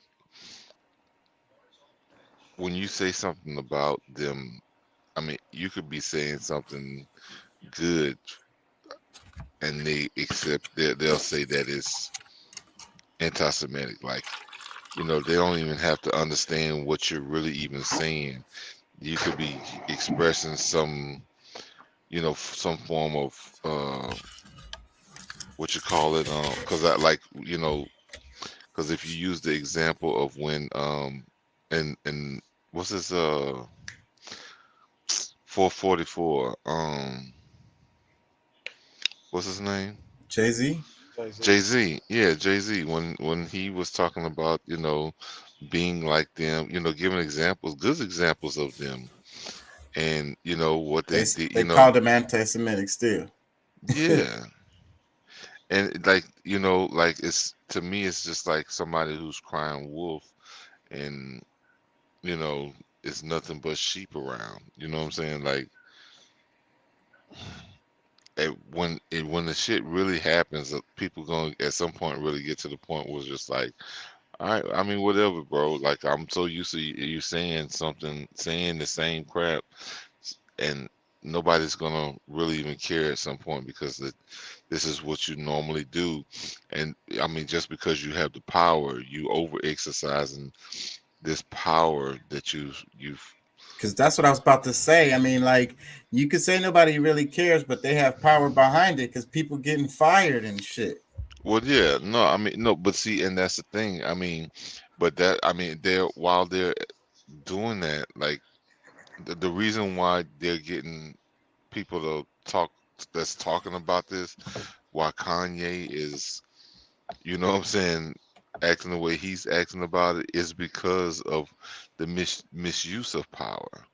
You know what I'm saying? Like, if you're gonna, you know, hold this, you know, this title, something that's, you know, I guess if you're, you know, holding on to some of these things that the Bible is saying, like, you're pretty much saying like you're the, you know, you're the chosen people of God, and you know, you're throwing that around like you're a 400-pound, you know what I'm saying, somebody, like, you're throwing your weight around as if you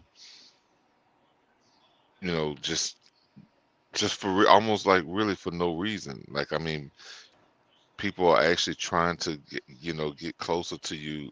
Now, I mean, talking about this whole thing with Kanye now, because some of these other things, I don't, maybe some people are being somewhat anti-Semitic, but because I'm not really sure about this whole you know, like, Israel thing, because like I said,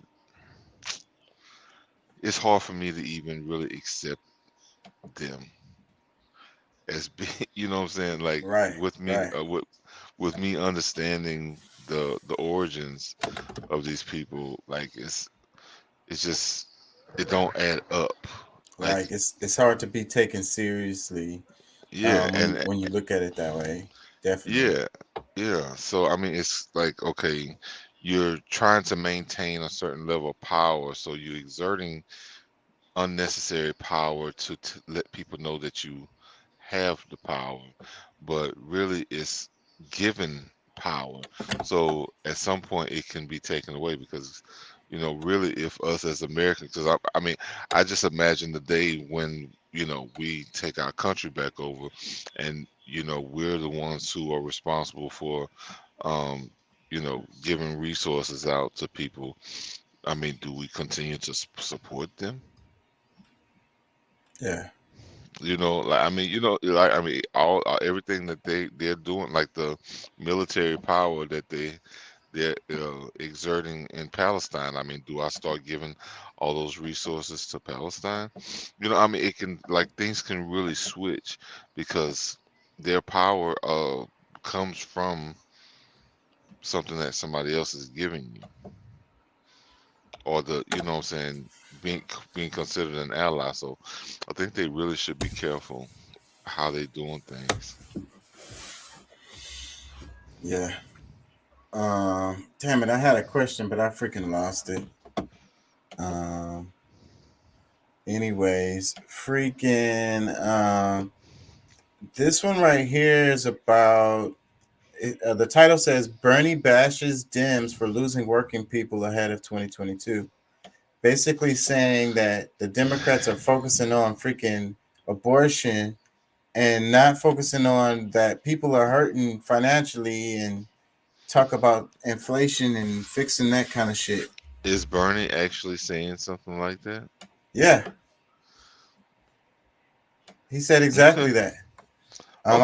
I got a No, clip right here. yeah. No, I mean because like of course we've heard what why can't I like I'm my my mind is screwing with me, but Abrams, yeah, Stacey Abrams, like it's ridiculous for her to try to play. Like that's the thing. Like Democrats have played people so hard.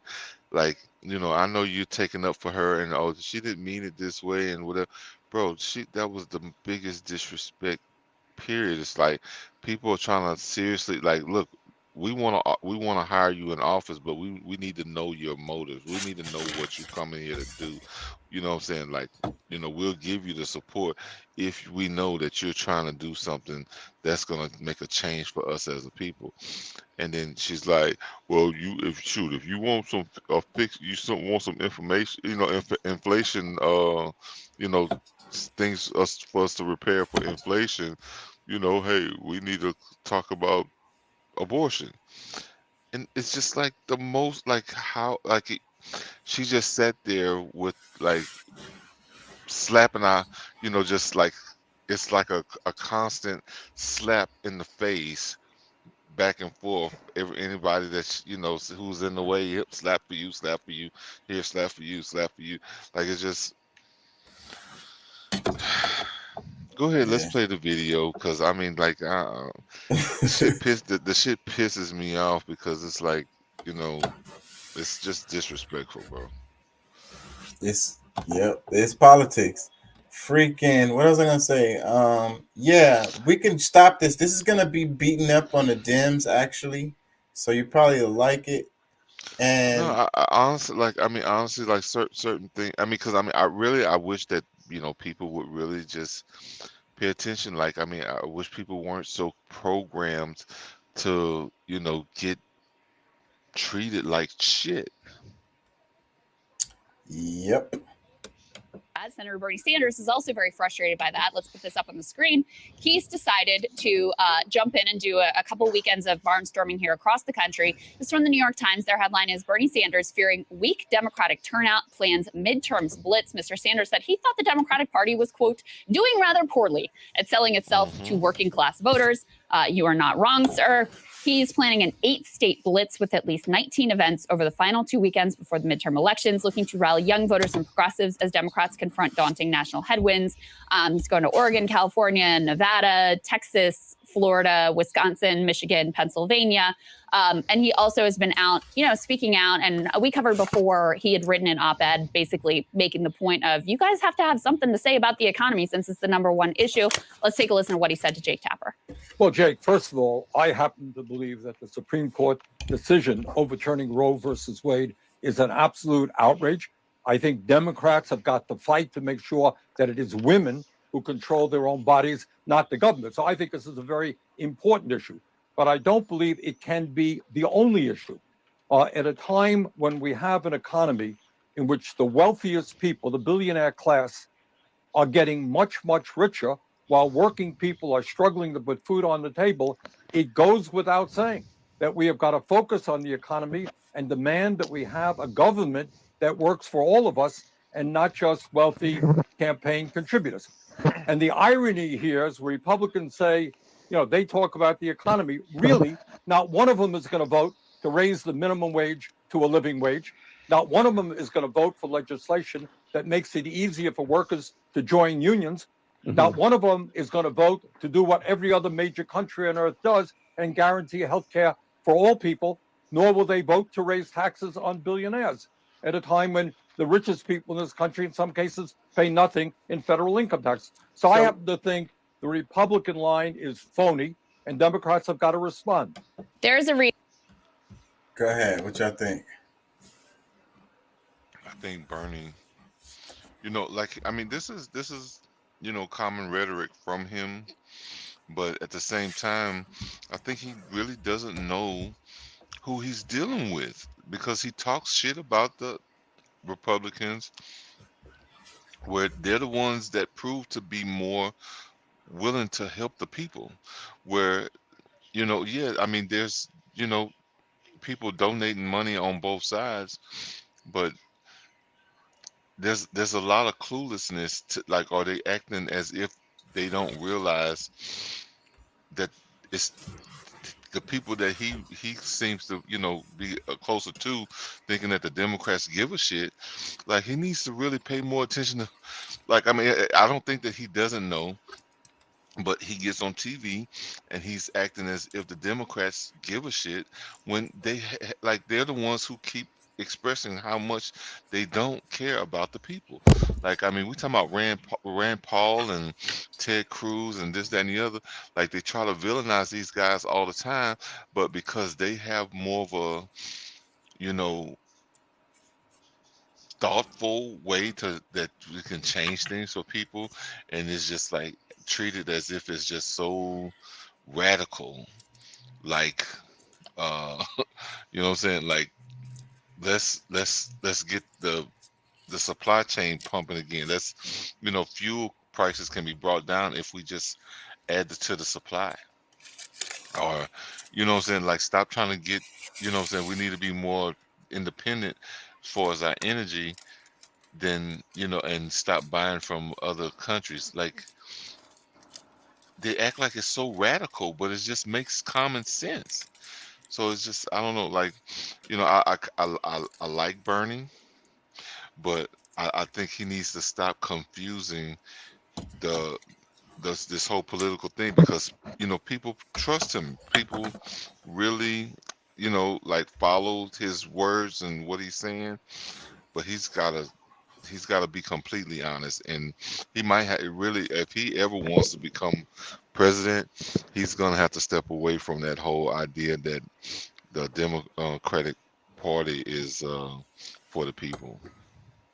Yeah, I think his chance to be president is past. That's the reason why that picture went viral on the inauguration. Who was that inauguration? That was Biden. When Biden went in there, yeah, and he was sitting there with his mittens. The picture went viral. His, his chance is gone. It's over. Let me play some of Crystal Ball's reaction to this. Reason why Bernie Sanders continues to be the most popular prominent Democrat. And there were just new approval ratings that came out that proved that. And it's because he's like literally the only one saying anything about, the issue that people care about the most. I'm covering my monologue today. 50% of inflation during the pandemic was because of corporate profiteering. Like, where are Democrats on that issue? There was Stan Greenberg, who's like sort of storied working class pollster on the Democratic side, tested a bunch of messages. His number one message that moved the most voters was, we're going to have the child tax credit. Hardworking families are going to get $600 a month into their bank accounts, and we're going to pay for it by taxing the rich. How hard is that? Where is that messaging? Where is at least... They won in Georgia by saying really clearly, you're going to get checks. You're going to get checks. You're going to get checks. Remember Warnock? Yeah, I remember. All that stuff.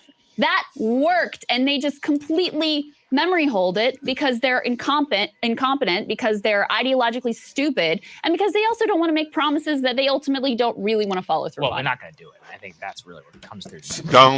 Don't. She said they don't want to make promises that they ultimately don't really want to go through with. like we don't really want to help y'all. We just want to appear that we do. Like, I mean, bro, praises to this woman. Like, she said it. And that's really what it boils down to. Like, these people that's here, that's supposed to be doing the job for the people, really just trying to make it through this so that they don't have to make any promises, so that they, there's less things for people to talk shit about them about. But, like, bro, like, I mean, what else are you supposed to be doing there? Like, cause see, I mean, if people are not paying enough attention, and they can't see that the only thing Democrats really care about at this point, because I mean, I don't really consider these people true Democrats, because if we follow it, if we actually had people that met the ideal of what a Democrat is, a democracy, we would truly see them at work. We would really see them changing things for people. That's why, I mean, these are not Democrats like ideology, ideology, the, ugh, ideologically, they're not, they don't really represent the name Democrat. So that's what people need to really understand, is that they going with the D. They're going, they're telling people that's who they are, but their actions does not show it at all, like at all. So I'm hoping that they'll vote these people out of office, at least just to give them what I'm saying, a wake up call that, you're not just accepting your bullshit. Like, yes, we will go, what I'm saying, we'll deal with Republicans before we continue dealing with your bullshit, because, at least they're trying to actually do something that's going to change your life, people's lives. What I'm saying? And everybody just, wants to uh, be able to feed their family without feeling like they just came from the strip club dancing for it. What I'm saying? Like, horn, each person horn themselves out, no savings, no real ability to grow, build, or anything, and it's because of them not creating the policies that's necessary to keep the corporations raising prices, and still not people's wages, or not being able. I mean, what I'm saying, if we could see the growth on both sides, it will equal out to some extent, because that's what's supposed to happen. Like, I mean, it's supposed to be, if there's growth in the corporate side, either you drop your prices, or you raise what people are able to make. It's Yeah. really, I mean, it's really simple. It's really simple. And what I was saying earlier in the video is, if they would just raise the wages, people to like living wage, they would make more money, because the people are just going to buy more stuff. It's so simple. Well, no, because see, if you realize that the agenda that they are on is not for America, the agenda is for the global politics. Like, it's not, it's not, these people that's here are not for us on the Democratic side. I mean, they're globalists. With, we want people that's going to help us do, get things done here in America. We need to, follow those who are on a nationalist mindset. Because I'm not saying, like, or at least a balanced between the two. Because I mean, I don't mind that we use some resources to help people around the world that need it, but how we're gonna spend our money, spend most of our money outside of the house, and then that's just like a cheating husband. He gonna spend more money on his side piece and her kids, and then the children at home is like, they starving, like, ain't nothing in the pantry but some popcorn. You know what I'm saying? And Yeah. the side chick and her kids got meat and potatoes. But I have to say, whenever you talk about money, I have to mention all the damn military bases and shit all over the world. Like, that's where all the money is going. Well, at this point, they have to, because I mean, like, they would have to totally change their ideology on everything. Like they would have to, truly like make, this is gonna have to be an apology tour, like what the Jews have people doing. You have to go around and apologize. All right, I'm sorry for doing this, and like they gotta have these people have these bases because they keep smacking people around, and if they're not careful, they're gonna be knocking at our back door. So I mean, they got to keep intel to figure out, to make sure they know what these people are doing day in and day out.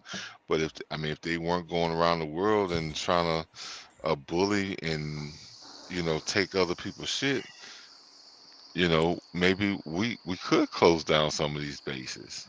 And that's not sustainable. There's no way that can be sustained. There's no way. That's why a conservative mindset is necessary. Yeah. Let me play some more. Sager is the conservative on the show, and Crystal is the liberal one. So that's how the show is set up. Well, and Like at the I get that, but somebody, yeah, oh, this is a different video. Okay, go ahead. Yeah, let me play it. end of the day, we've seen the whole mansion cinema game enough times. People just don't believe it. And maybe they shouldn't. I mean, why would you? Like, do you really have confidence if you have 51 votes that some sort of new reconciliation bill is going to come through? Like, well, what they're saying is if they have 2 more senators, they can get rid of the filibuster, at least for Roe versus Wade. And again, are they going to actually do that? Or is some new, the rotating bill in theory, whatever, someone new going to pop up and say, actually, I decided I love the filibuster too? Very, very possible. But they're literally, I mean, even if you just wanted to lean into abortion, they're not even doing that well. Like, they never put these Republicans on the right, pressured them, made it difficult for them, made them take hard votes. True. Nancy Pelosi was pressed by Andrea Mitchell of like, well, what's going to be different when you have 52 senators versus you already have power? Why not try to codify it now? Just nothing but excuse making. So even on the issue that they've decided to be all in on, even on that, they're not fighting. So what makes anyone think they're going to fight if they retain power? Yeah, I mean, I remember we said this here. We're like, hey, look, Republicans all say that they support a 15-week ban. Republicans, I believe, have all voted. Most of the people in the chamber have voted for a 22-week. So I'm like, all right, put it on the floor then. Put it. Do it. Say if you actually believe this, like, fine. But they won't even do that. And I think that is, that's a whole other conversation about the abortion groups and all these other people. But they have really squandered what could have been a good moment for them. And I think you're right, which is you can't let them off the hook whatsoever. So look, I mean, you have fundamentals plus bad politics. Doesn't take a genius. Let me say one more thing, because I really am on a tear with it. I cannot. Republicans have said they want to cut Social Security and Medicare. Go ahead.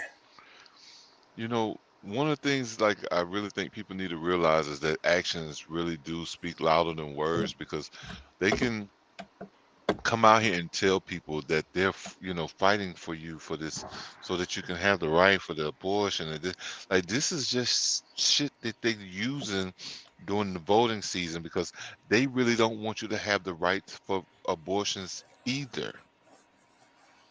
Like, how do you have the majority in every like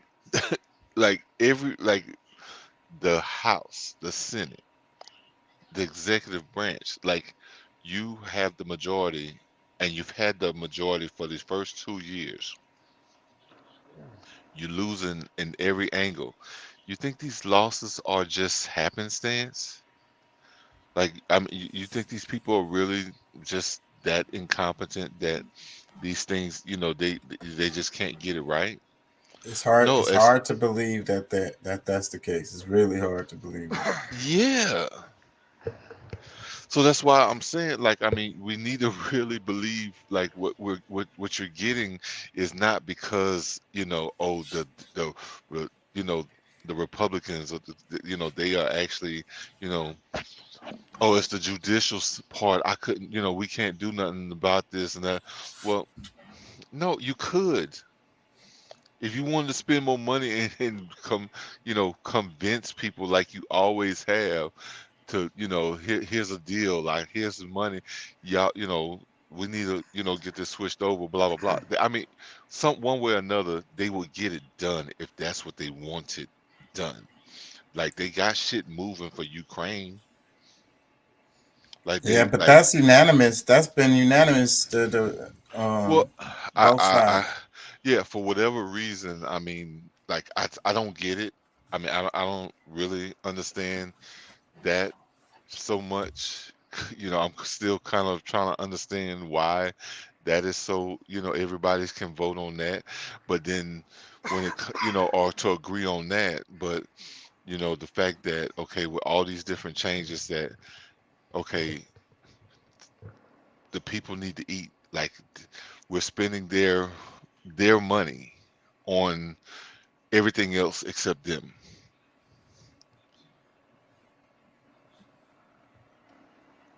Where does it Yeah. end? Yeah, like I'm just like, where does it end? So I mean, I just hope that people really are they're really analyzing this whole thing. It is voting season, not to really just because Republicans are fucked up too to some extent, but where's it gonna, what's gonna be, who's serving you more? Who's willing to at least listen, hear you out?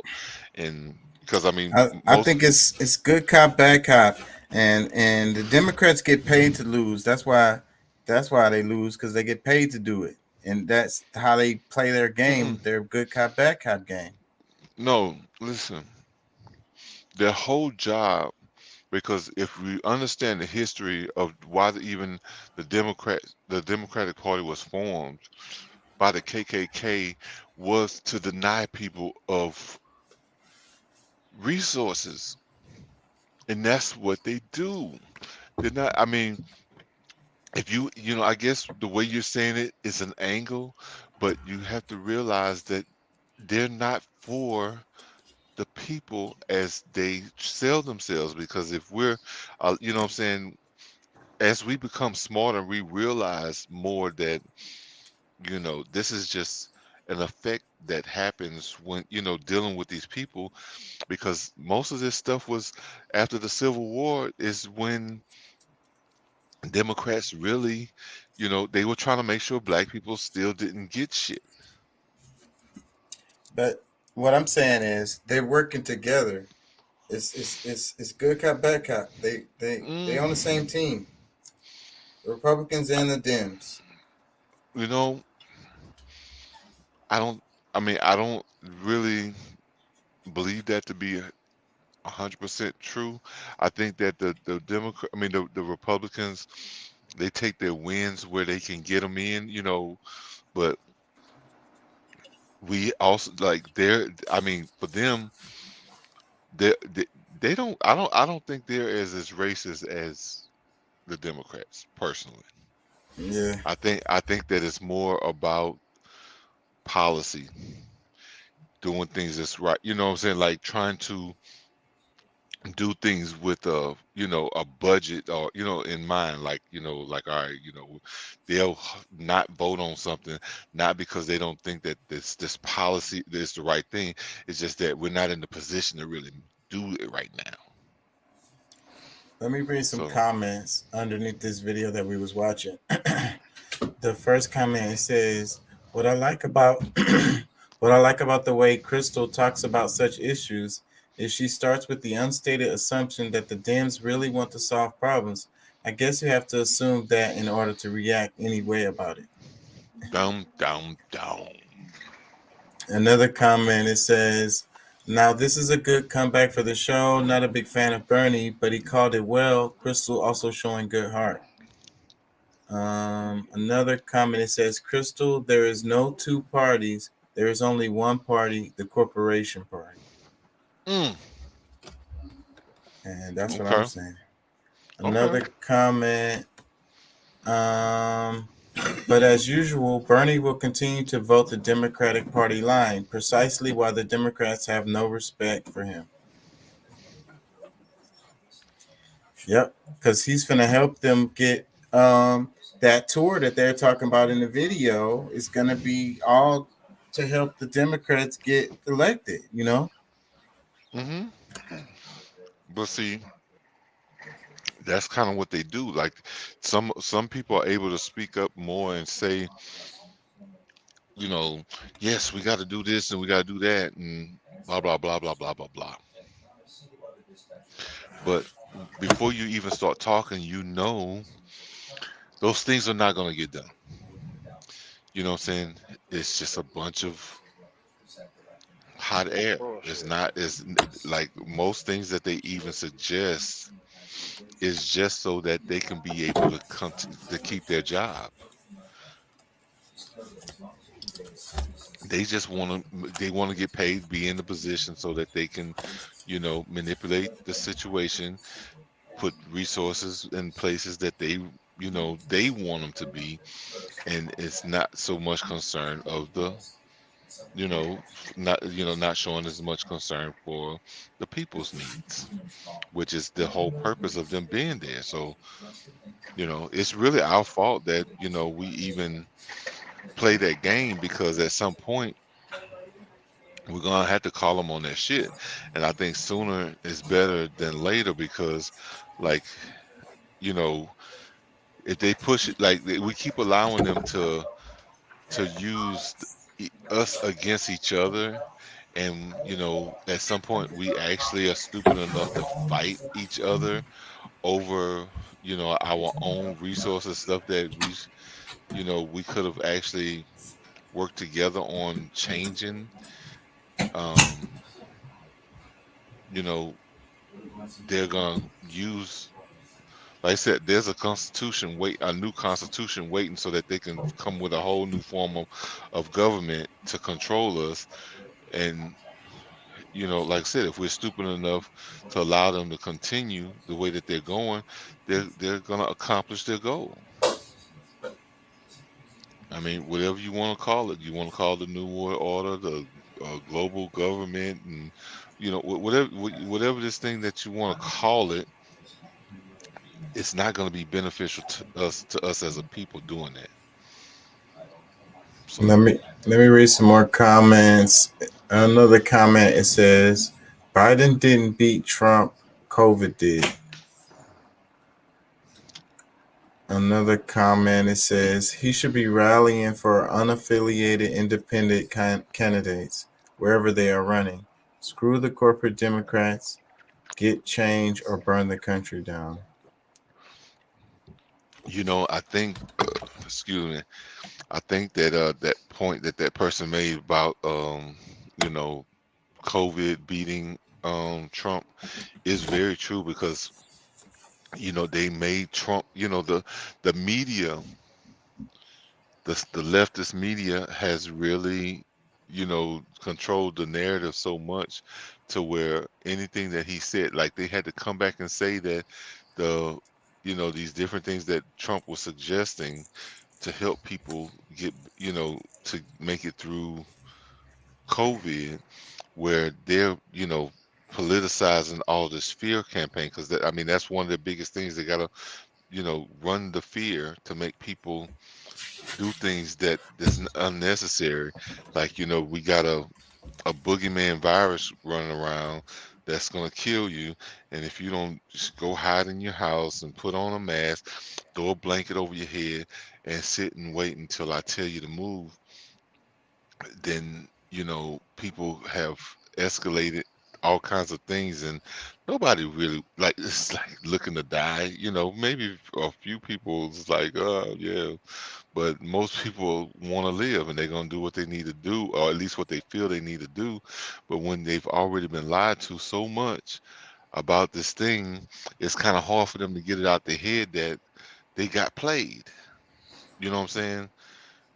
You know what I'm saying? They did all this to be able to sell you vaccines, to be able to, you know, to control you, because they don't, you know, the whole idea of what's in it control can change your DNA, and they want to own you.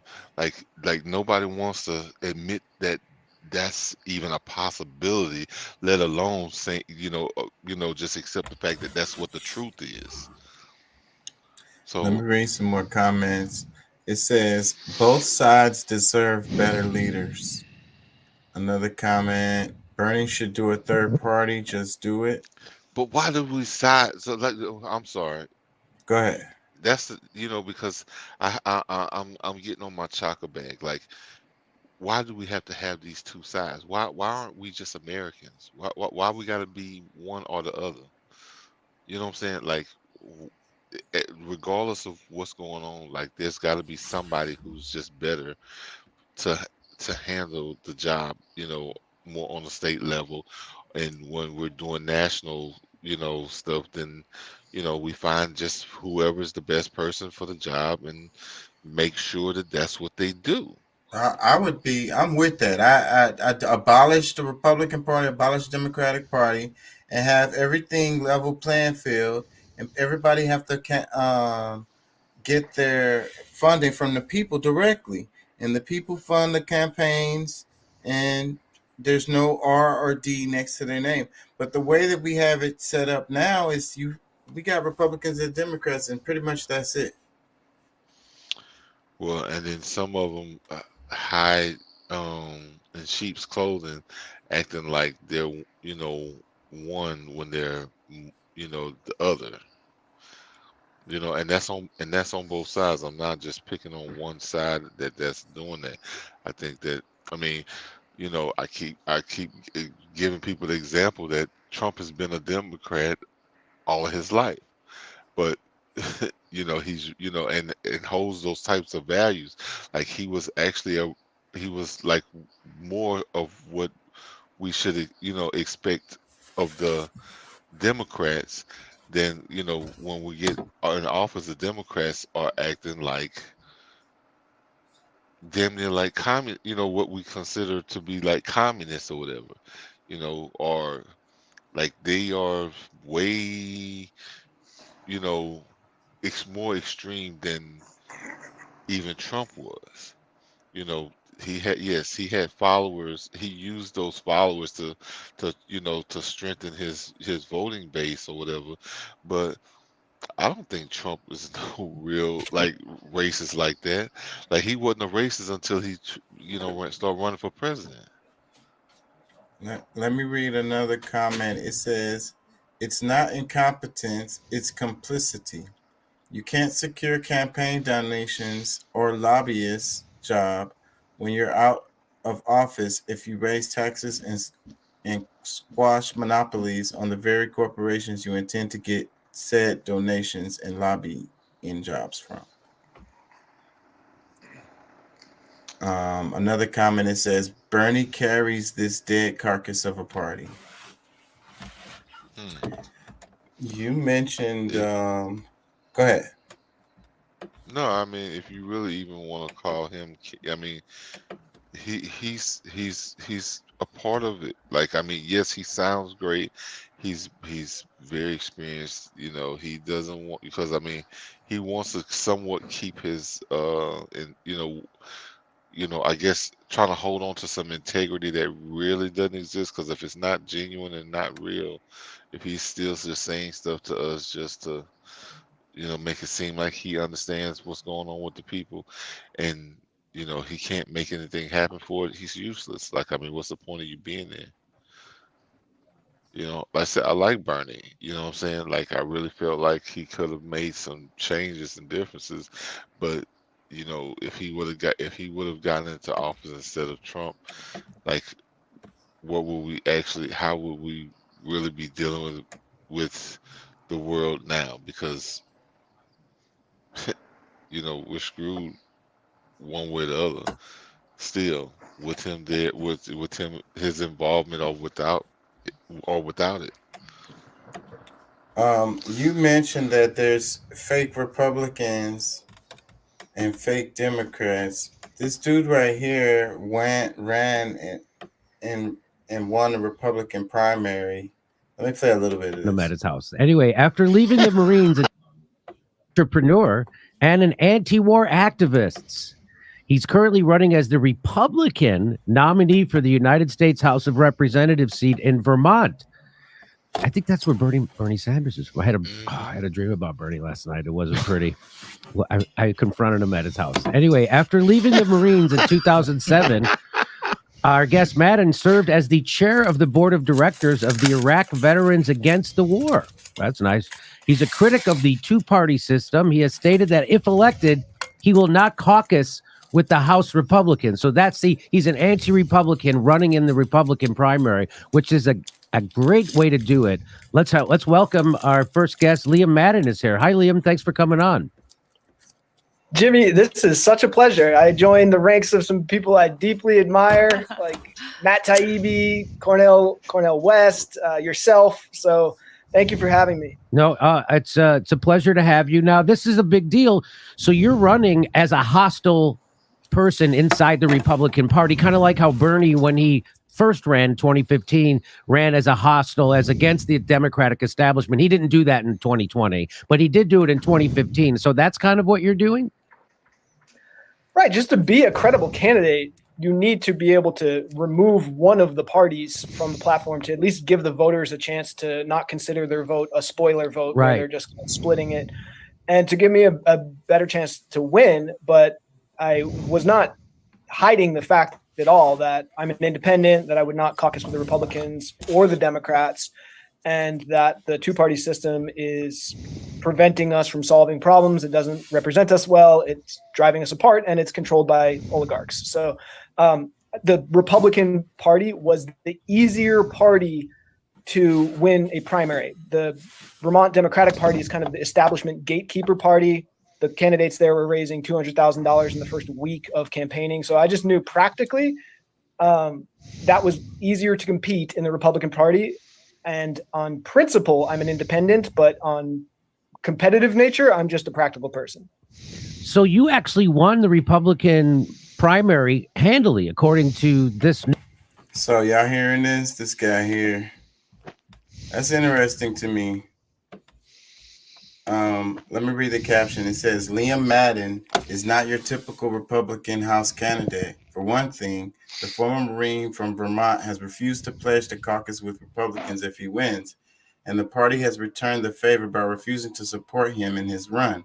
Yet Madden won the Republican primary and is facing a progressive Democrat in November while running against the two parties, against the oligarchy and against the sclerotic political system that squelches voices representing everyday Americans in favor of the wealthy, the powerful, and the well-connected. What do y'all think? I'm losing y'all. This political stuff. Yeah, I ain't gonna lie, I'm a little bit kind of blanked out for a few minutes here, so I apologize. I'm a little bit, I say a little bit tired, but I'm a lot bit tired, and I kind of missed the. It's just a guy. He's an independent, but he ran as a Republican, and he won his position to his chance to run. It's a primary, so he's gonna run against the Democrats now. He used the Republican, and they're not gonna caucus. He's not gonna caucus with them. They're not gonna support him in his run. He's like a hostile Republican running within that Republican with the R next to his name. Okay. It's just well, I think that you know, if because I mean, regardless, it's kind of the same thing that we were just talking about, like, right. That's why I brought it up. Yeah, we're not really supporting you just because, you know, you got the R or the D, you know, and or supporting or not supporting, because I mean I think that's the same kind of energy. I mean, you're either supporting or you're not supporting, but somebody who has views that's not in favor of, you know, or just not what you believe in, then it doesn't make sense to. Oh, let me play this before I go. I gotta play this. Let me play this. I talked about the 808. I talked about the chakras. Remember I talked about Rick Rubin. I talked about the 808. The chakras is real. Now I'm gonna say some anti-Semitic shit. I'ma fuck your bitch. I'ma kill this nigga. I'ma fuck your bitch. I'ma kill this nigga. I'ma fuck your bitch. I'ma kill this nigga. I'ma fuck your bitch. I'ma kill this nigga. That's the real anti-Semitic shit that the Jewish people get paid off of. I don't know what's this opioid thing, man. Is But being a crackhead wasn't cool back then. Being a crackhead wasn't cool. Now it seems like they're making it cool to be drinking lean and syrup, and It's to the be on most the dangerous. pill. It's the most dangerous thing that's facing um our society. So why sign an artist that would promote that? Because I already answered that question. You weren't paying attention. She asked me talent or issues, and I said talent. But I have to. I can't give up on people. Don't you think that's hypocritical though? You're saying the It's opioid problem's a problem. opportunistic. Yeah. I got people to feed. I got a business to run. You're gonna make Dame Dash take this clip and call you a culture vulture. Who's Dame Dash? I talk about the chakras. Who's Dame Dash? What a weasel. I got people to feed. I appreciate, because I mean, look, this damn Charlemagne, I don't know, like, he can't be trusted. But I do appreciate him pushing the button on Leor, because it's like, and he talks so much shit about Ye, but at the same time, he's kind of balanced with that whole idea, because you know what I'm saying, like sometimes he's in the seems to be right in the middle of the culture of what's going on, and he wasn't afraid to throw it out there, but at the same time, we got to realize, from the top to the bottom, I mean, it's corporations that's like trying to feed us in, or like kind of suck us in, that as if they're actually doing something. So I mean, you got to be careful. But I do like the fact that he did call out Leo, and it's like, okay, like, yeah, but you're actually benefiting from the hurt of people. Why green light some of these things if you know this? You wouldn't do it for your own family, or to to people that's if you really care, saying. As long as they're not talking about killing Jews and stuff, then it's good. It's fine. Yeah. They can talk about using drugs and all that. He's like, I got to get paid. I got people to feed. Let me read the caption. It says, from the horse's mouth, same exec who signed Young Thug to 300, the architect of the 360 slave deal, and the founder of Def Jam, Lear Cohen, lying his ass off. Another comment, it says, I'm glad you posted this clip because most people didn't see that part of the interview.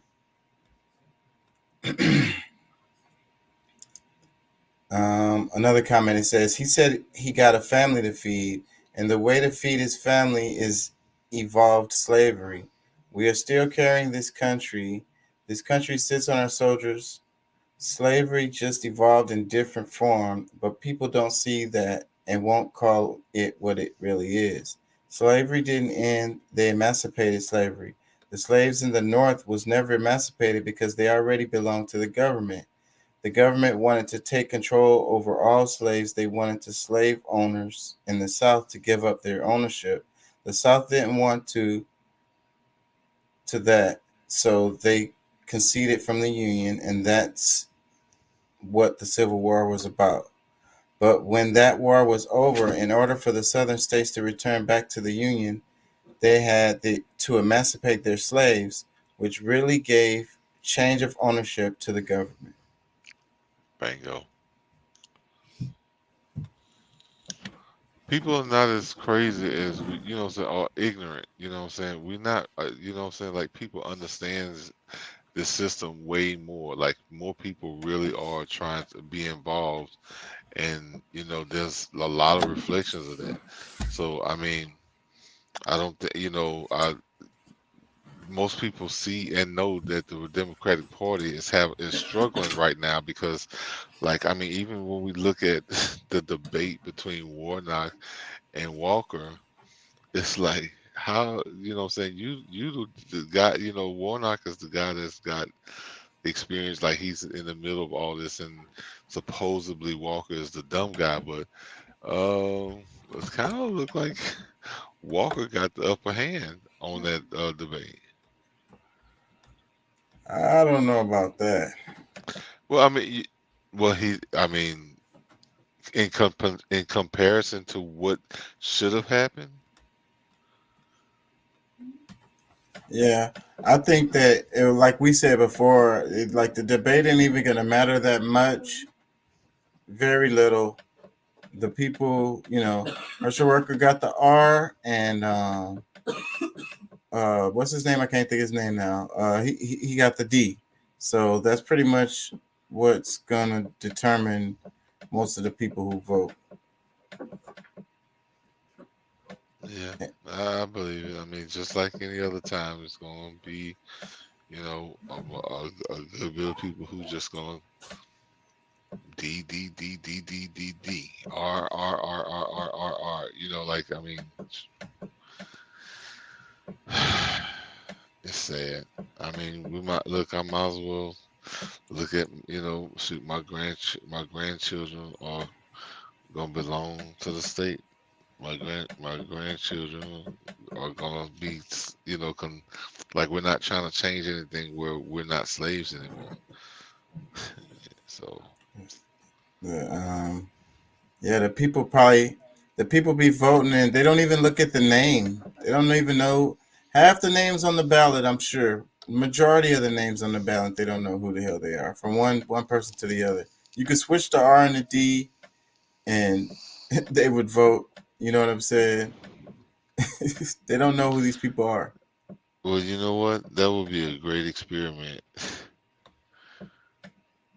You know what I'm saying? Like, let's see how much attention they're really paying. Like, you go in to vote, like, you could actually put all of the, or mix it, or even mix it in, but have Republicans on one side and them, Dems on the other, and just kind of go back and forth with people. And okay, these 4 people are Republican, these 4 are Democrats, these 6 or and just see how people vote. And then let's actually, well, the person you thought was a actual Republican, they were Democrat, and go down the line and really just show people's ignorance or laziness. Because I think to some extent it's really not, it's showing ignorance, but it's really laziness. Yeah. They think that they can, just because we're getting used right now based on an idea, because democracy, there's nothing like, democracy is a great thing, but we don't have anybody who's really displaying that other than the conservatives. Like, the Republicans are way more democratic than the Democrats.